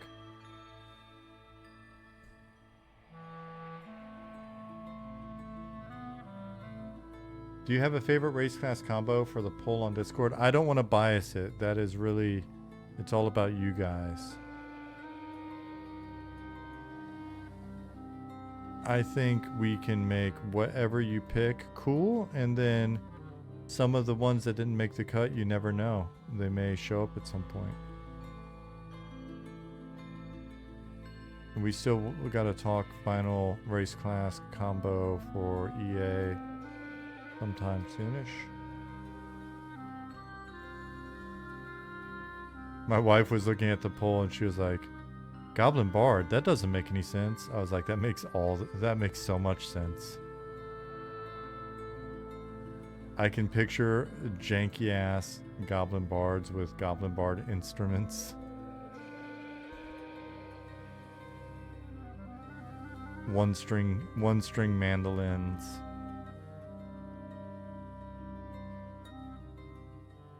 Old helmets or pots or something for drums.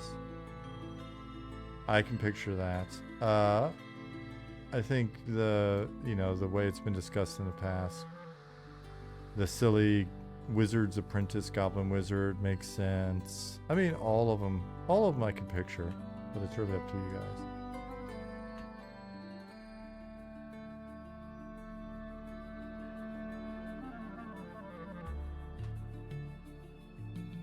I mean, there's so many gnome combos that I would love to have, but again, we can't. If everybody can be everything, then it's gonna not be as special. I just said gnomes. Too many monarchs said finger pop mouth sounds with their scrawny fingers. Gross. Dirty gnome hands.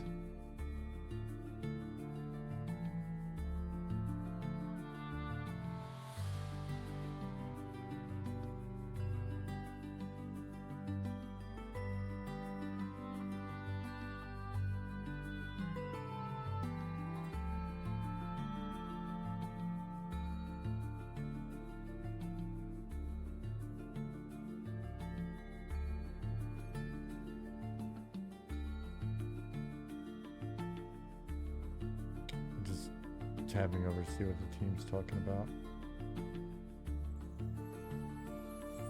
Looking at this beautiful screenshot that was posted by John. We have a channel in our Discord or in our Slack that is screenshots, and really it should just be called Sunsets.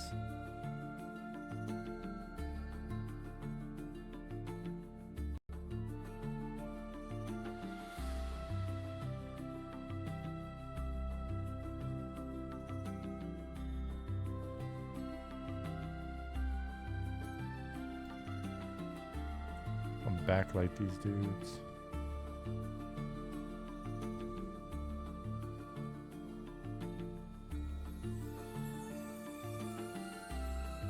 Oh, vacation postcards. Should we do vacation postcards of screenshots of Eminem on the in the merch store? But wish you were here. You can send them to your friends that haven't played yet.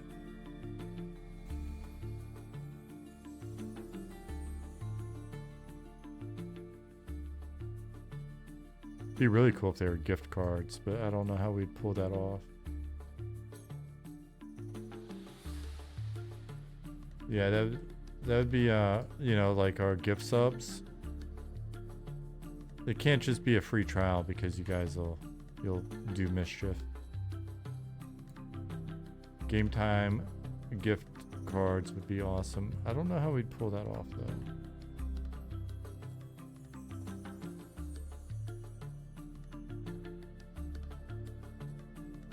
Have them at the brick and mortar store. We'll have on our very own unnecessary brick and mortar shop. Be like Black Rifle Coffee.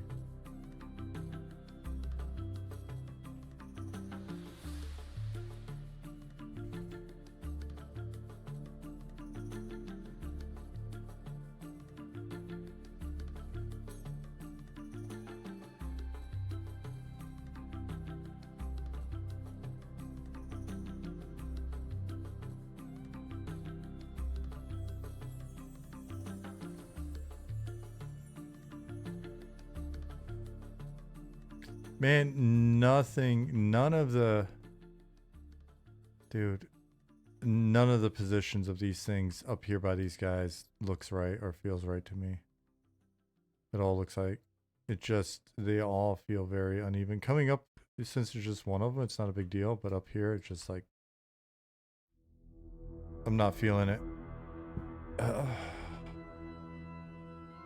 Maybe they just need brighter torches or something up here. Maybe wisps instead, like some guard wisps.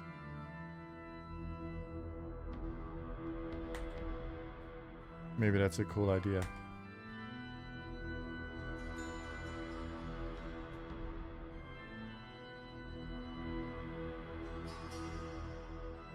Pet wisps.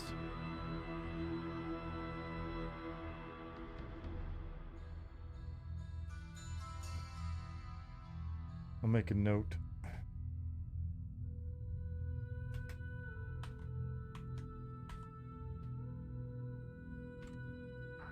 So I can stop messing with it.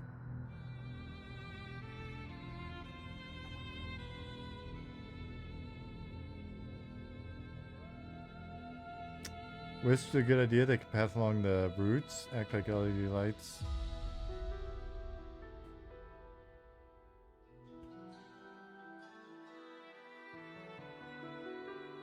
We'll take a look at it. See if it seems weird or not. Speaking of wisps, are you going to do greater light stones that don't need recharging? We want most of our things like that to burn out over time.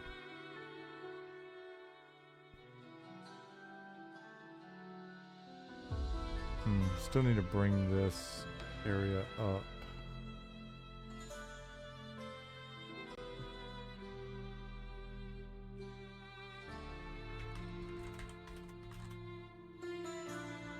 This.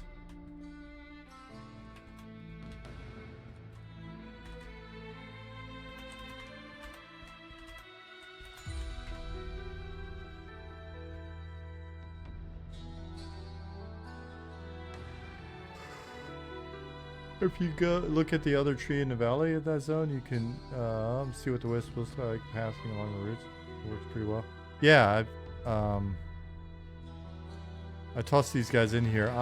But I've also faked it with a light source. If I'm not mistaken. I could have sworn I also tossed in a little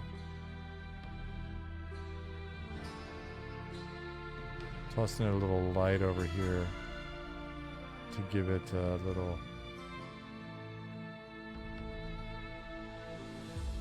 Yeah, they've got their own light source, but it wasn't enough to really make it to pop.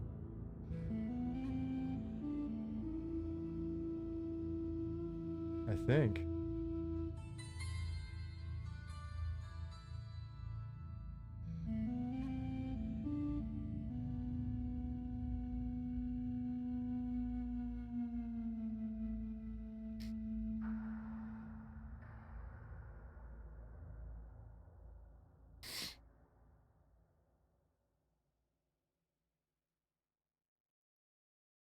Oh, get rid of that.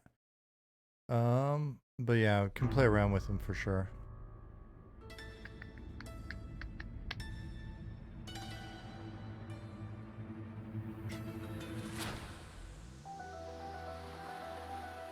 Alright, do I have all my notes written down from the stream so that I can actually get some stuff done this weekend? Lights.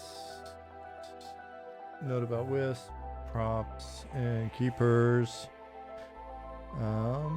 Move to opening, add ladder. Cross beams and structures. At some point actually address the flatness here, probably before we do all the other stuff, so that I'll get into Blender. Even though it's not like the problem is it's not a priority for this playtest, so aside from doors blocking off some of these things and maybe a few props, I'll probably save the bigger changes to this area for next playtest. I'll get with Bjorn on that. Doors here.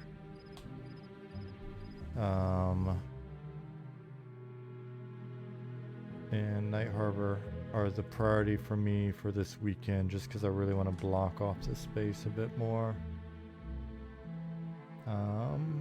In terms of NPCs, I can show you real quick. There was some refinement of spawn. The spawns in here. So it should feel a little bit better. Probably make a note about Scarwood, dog, leg, facade.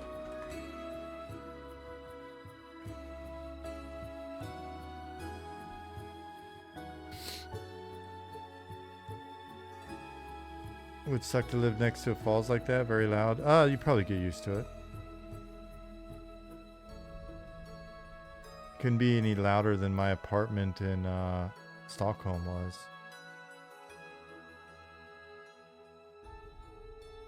Sent you a screenshot of the wisp and lighting. You need a lot more.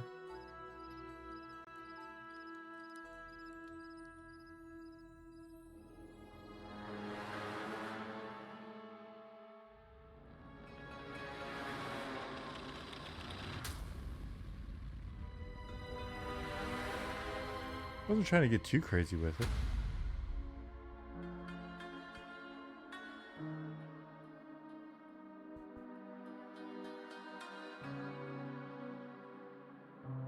But I have to look and see if something happened to the light, because I did want to illuminate the face a little bit more here. Go here.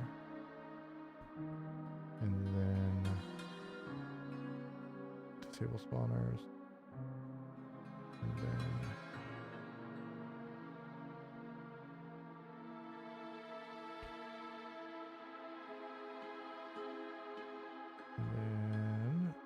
clear this and go into Garwood.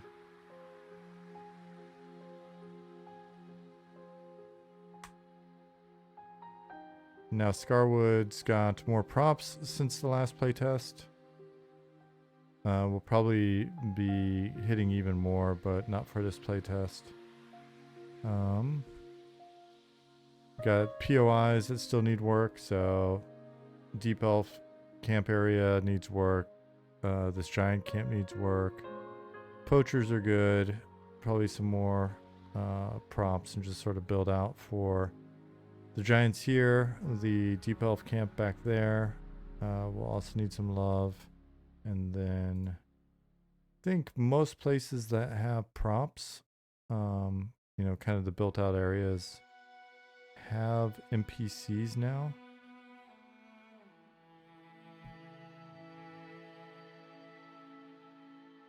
It doesn't have a path texture yet. No. It's got a rough path. Went through and did that, so now I know where the texture needs to go. But yeah, so I think there's, if we push the, yeah, so there we go. You can see a bit further. Like, it's got NPCs most places now. It doesn't have the Deep Elves set up in their camps yet. I might... Do I have a note on that for this weekend? Scarwood. Deep Elves? Question mark. So... Oh, I don't think I placed the props, but I don't have the, Sojourners. There are camps here. There are giant fires here.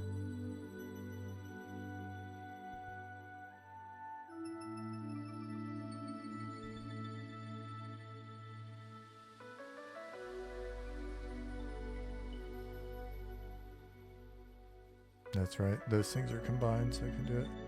Do mobs in general have paths they walk, run if they are feared? How does that work? I don't know. I assumed that it's a series of random... I don't know if it's like every tick or what. I assume there's a point that's picked within a radius and you just go that way. If If Zillith is still out there, he may know.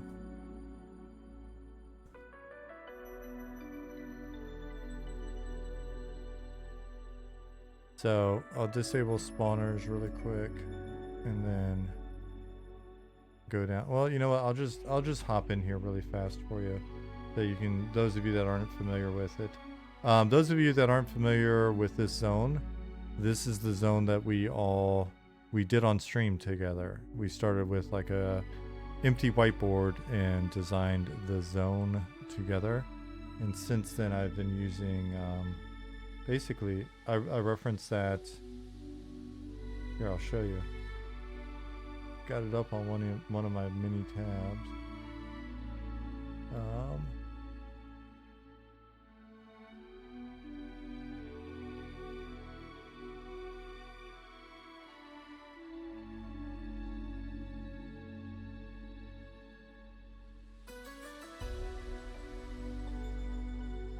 So like I'll even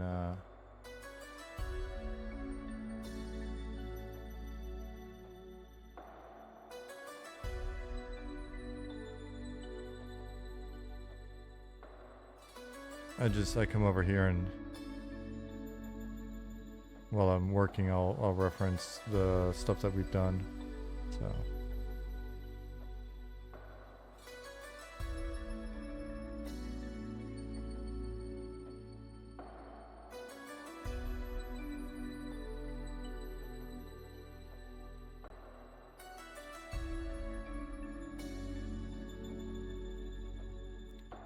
So let's hop in here real quick.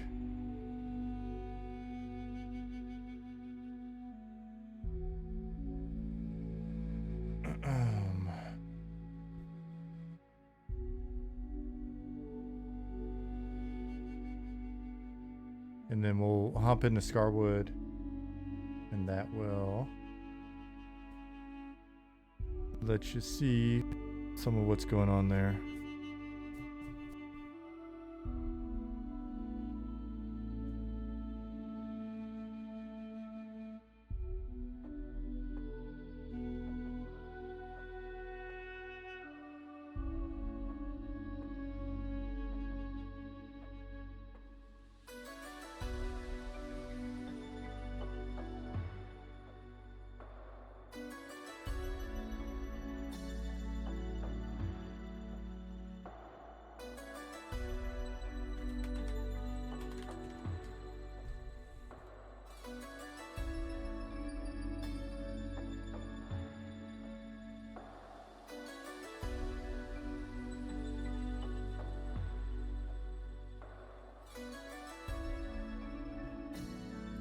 Alright, we'll enter. Keep it Bight. We'll zone over to Scarwood.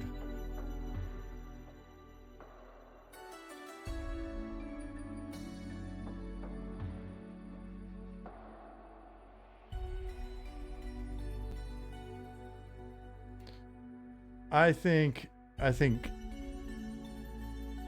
Chinny could do 1,000% better job in here, but I think just having a few props already makes it feel a bit homier. Like I said, I'll try to toss some more in before the playtest.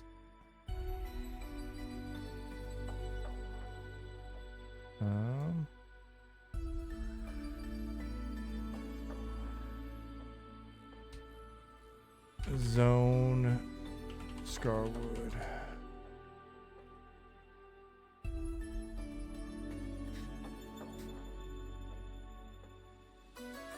We need Scar Wolves. Maybe. That's not a bad name. There it is. Looks 300% better already. That's what I like to hear. Next we're gonna push for 500%.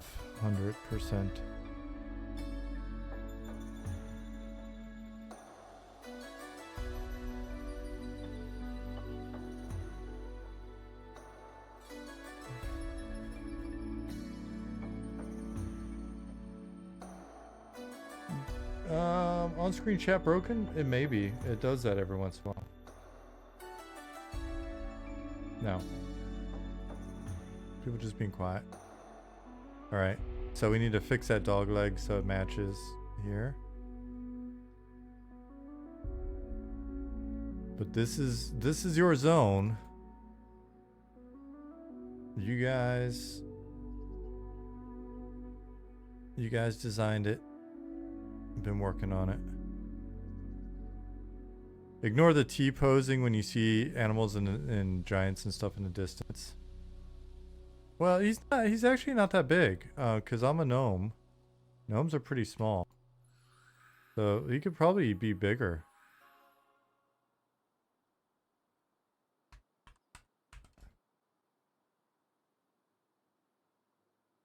How about I do that? Human. He could be bigger. Yeah, we can crank this bear up to 11. I need to fix his eyeballs at some point. I broke his eyeballs and have never fixed them.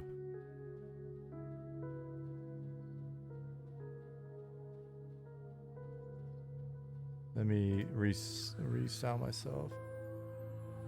Cocaine bear. Okay, Zukin can fix them. Demon bear. Oh, that's for later. So this will be the road.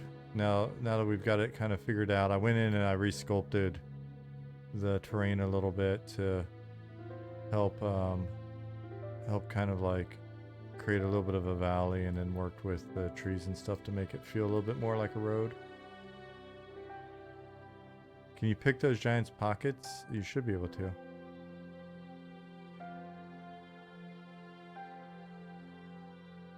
If you jump, if you stand on the stool.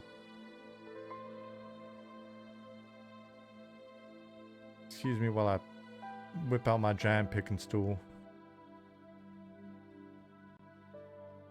These guys are sneaky right here. I kind of wish I could make their nameplate render. What would be the best way to say that in English? I wish I could make it so their nameplate didn't render until you were much closer for these guys. Because look how well they blend in. They're sneaky.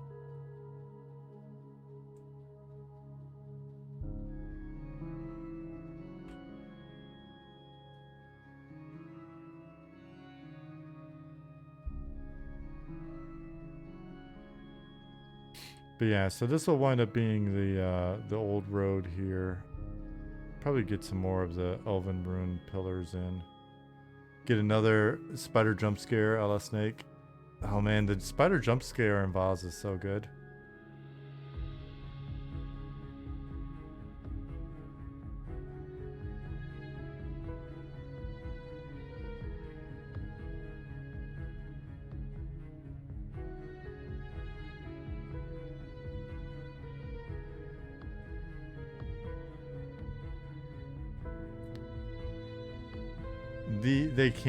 They can perform kicks. I've checked. I'll triple check because it might have been a different zone that I was just checking that in, but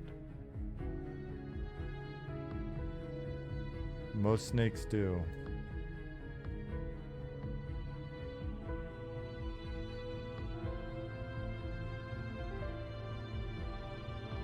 Make me think of a vision skill. You can see monsters further away the better you are.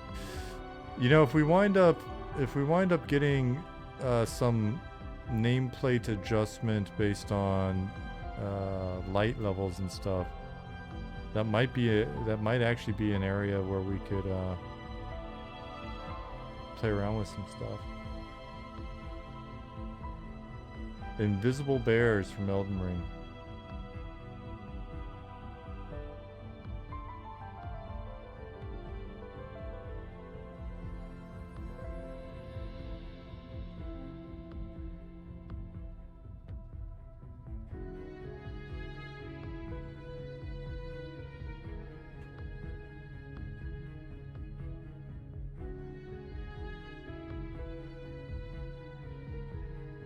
So I want to mix in a couple more bigger, higher level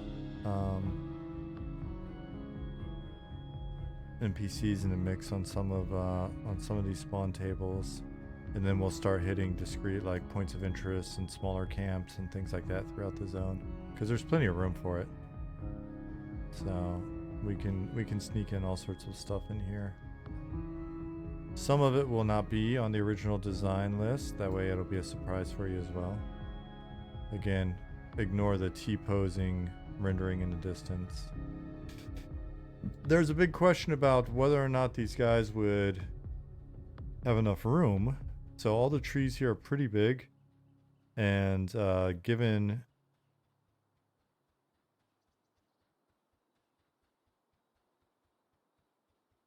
our trunkles walking around in here, they seem to have enough room.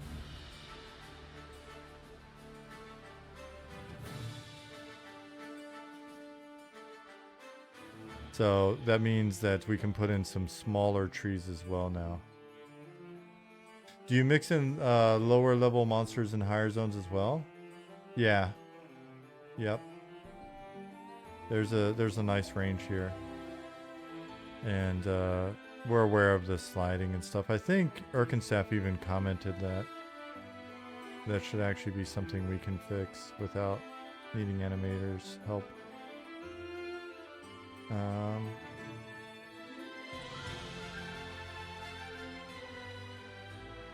So, yeah, this is a bit, it feels a bit too open now, because I just, for some reason, I thought the ents were going to be taller, but this is plenty tall.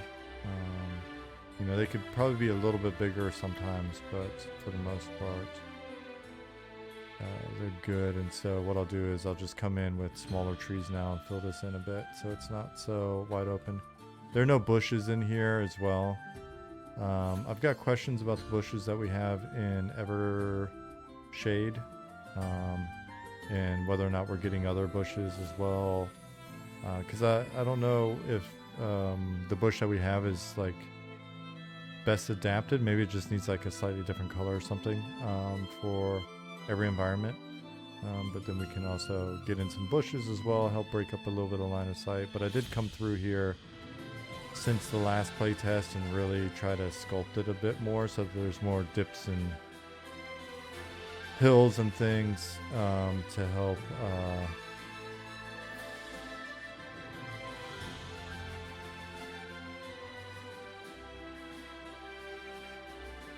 make it not feel so flat. Is that really that close there?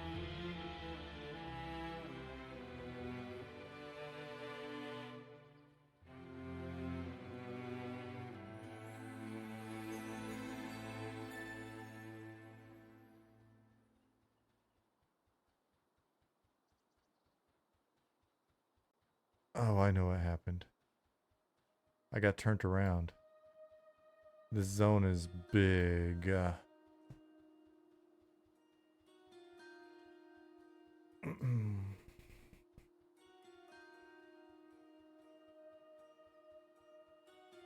Hey, Surfer. What's up, Sorvin?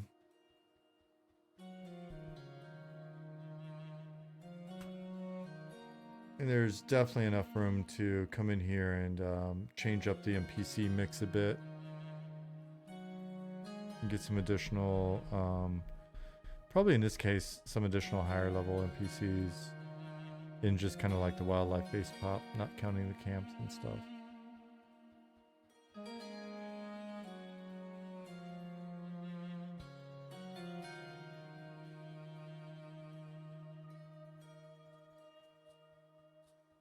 And there'll probably be some more like deep elf camps and maybe some wood elf camps added in here as well. Todd, no worries. The VOD will exist.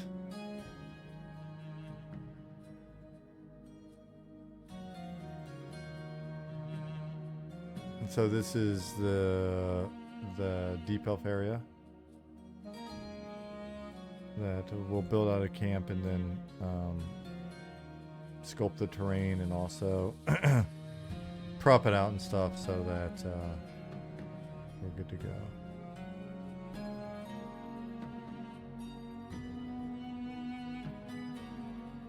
It is past my bedtime, but...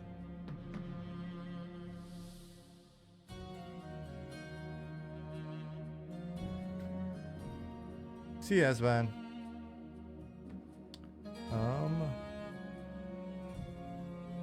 I want to try something really fast. Yeah, I'm glad you were able to make it.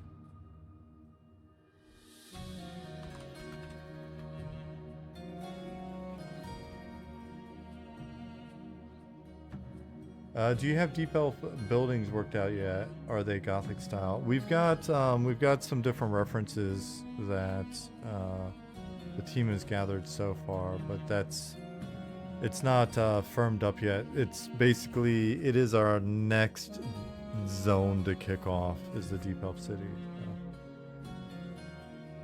Be interesting to have a zone with wild magics floating around, like buffs and debuffs. When you run into them, they would impart an effect on you, like in a big zone, random style. Interesting. Floating buffs. Let me run this guy towards this guy and see if something I put in is working. Because the concept of like weird magics and stuff like that definitely exists.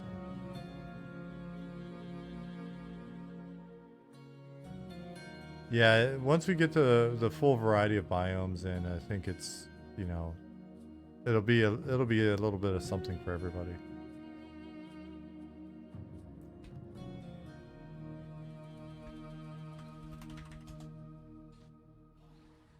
Okay, it worked.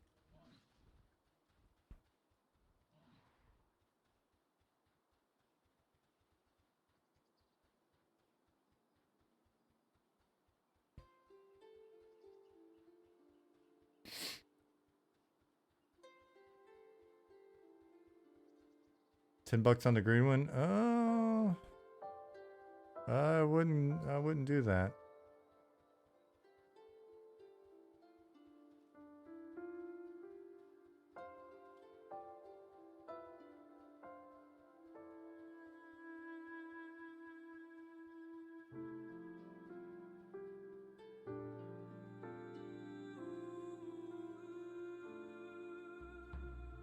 Somebody asked about a spooky zone earlier that is not a dungeon. Being in this area just made me think of it. Yes.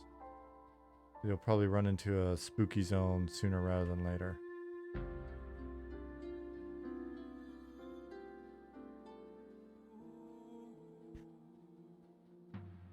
Yeah, so progress is being made. Hey, Riviera.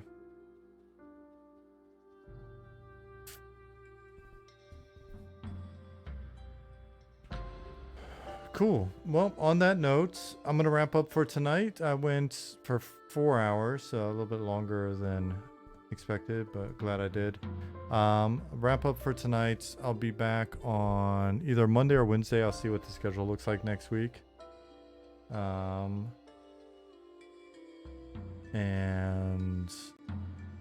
yeah, and then hopefully I'll knock out my list because we got a build lock coming up. And so I want to make sure I get everything done tomorrow and Sunday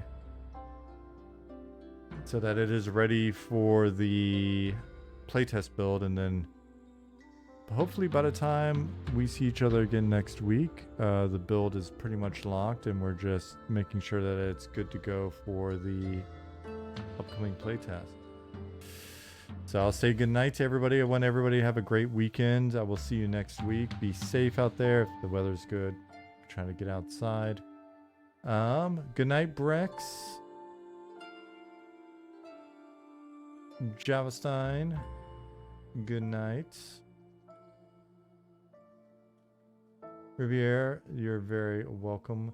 Doggeroni, see ya. Have a good weekend. Pan, see you as well. Nasmuli, Chaz Solo, Gunnerwolf, take care, guys. Humjum, hey, thank you, and see you. Zar, Tsunami-san, Blue Knight, Nomely fans, Thadvic, Classic EverQuest. Thanks for being here. Itsame Gubio. Thank you, my ogre friend, for being here.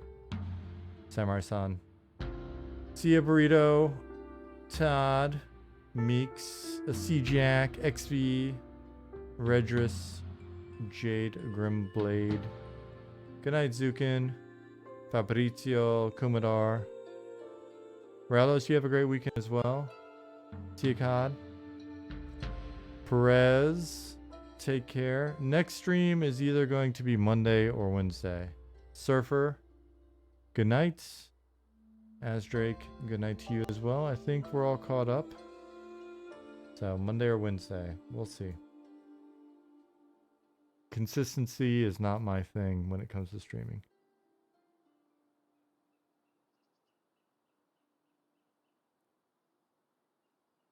Devion, that is fine. I was paying half attention as well.